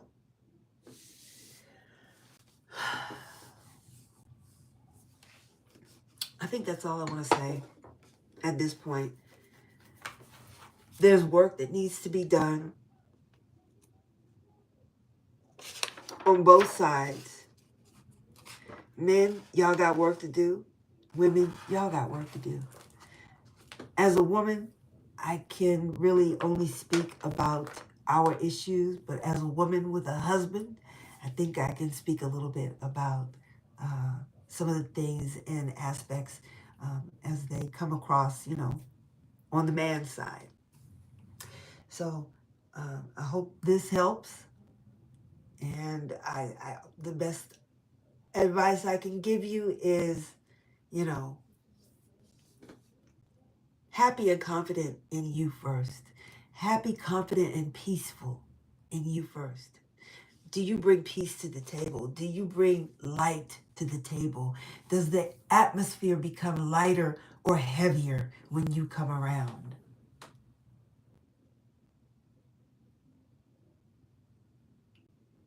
You can't be good for someone else if you're not good for you. If you're not happy with you and no one wants to listen to that. Your husband is going to be head of the household, that he brings home the bacon, you fry it up in the pan. Okay? That's your job. If he's bringing the money home, you make sure the bills are paid. You should never ever be telling your husband, well, this bill didn't get paid, that didn't get paid, why didn't you pay the...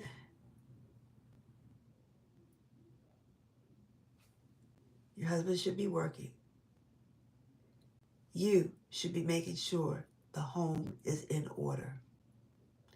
And I'm not talking about you spreading yourself thin. I'm not talking about you being 15 different people in one person. Ladies, when you decide to get married, it should be understood. There are things that have to be and that should be accomplished in your marriage. Not everyone's going to have kids. But for those people who want to have children, you should know first and foremost, you're going to replenish the earth. Okay? If that's you all's decision.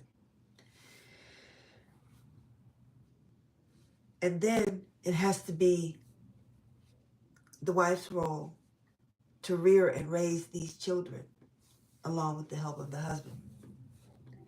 But mother is the first contact.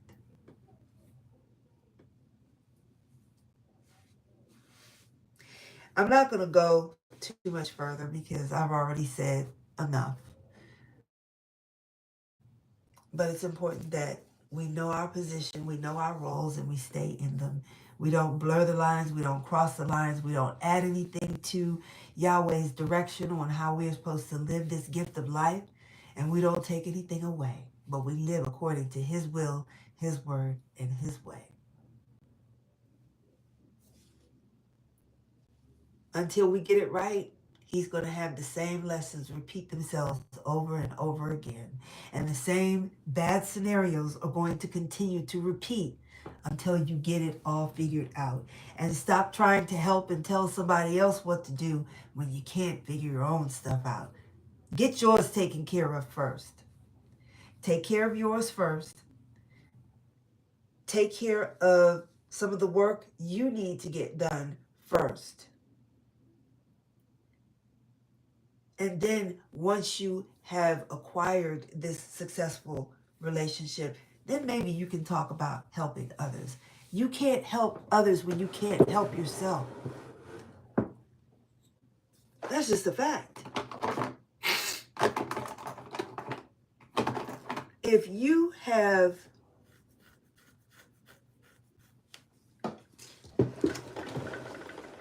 no gas in your car and you need to get somewhere,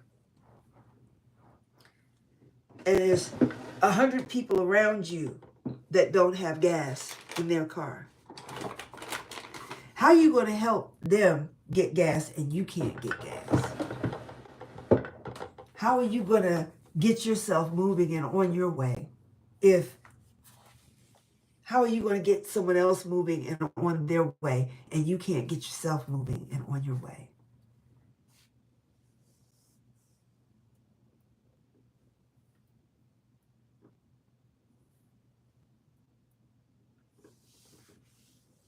I just don't see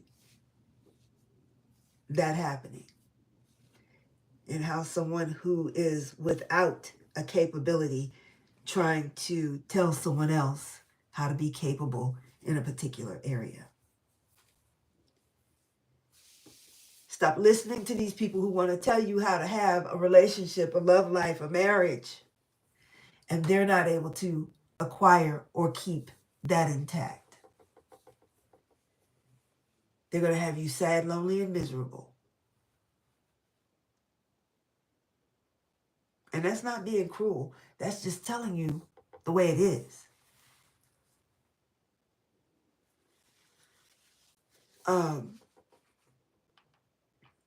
So that's it for now. I hope this, sheds some light for someone. I'm not trying to be Helpy Helperton. I've resigned from trying to help people. If someone asks me for help, I'll help them. If I see it's imminent that you're going to drown, that something really, really bad is going to happen, I'll offer you some help. Other than that, you're going to have to bump your own butt. You're going to have to bump your own head 100 times over. The best lessons learned are the hardest lessons learned. Okay? You got to get that work for yourself. You have to get the understanding for yourself. A lot of times you can't tell people today anything because they're going to tell someone like me who's 62 years old, oh, you're old, you've had your chance, you jealous, you mad, you just jealous because you're not young like me. You don't know, you old. That's the way they used to do it back in the olden days. Okay, you go ahead and do it the way you want to do it, young girl. I see when you come back through here, because you will come back. And you'll be boo-hooing and crying about the same thing yet again.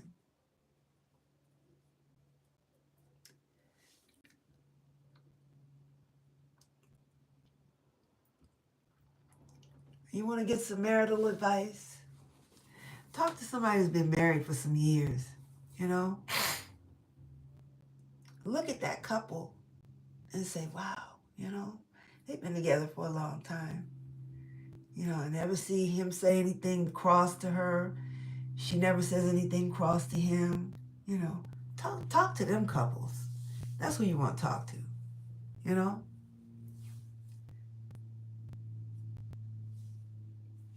Anyway, it's very late. I appreciate those that stopped by. I appreciate you if you just stopped by for a minute or you stopped in for the replay. I've tried to do this video a number of times. I took notes this time, and I think I've said everything that I wanted to say and then some. But I want to say I hope this helps, but like I said, I'm not Helpy Helperton anymore. I don't offer help unless it's to get the help that you need. I will help you find the resources that you might need, because here's the thing. What is it? You can give a man a fish, or you can teach a man to fish. I'd rather teach you how to get what you need to nurture your relationship, rather than just spoon feeding you. I want to give you the resources that you will need. Okay? Get with this resource here, get with that resource there, and then connect here. And first of all, check that Bible. Check the Bible and see what it says about when you have this problem, that problem. Okay? Because, see, the Bible is our handbook. And this is why I can't stand it when people say, well, children don't come with a handbook.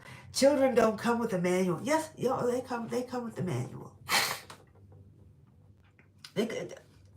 Children, husbands, wives, families, relationships, it's all in the manual. It's the BIBLE, the basic instructions before leaving Earth.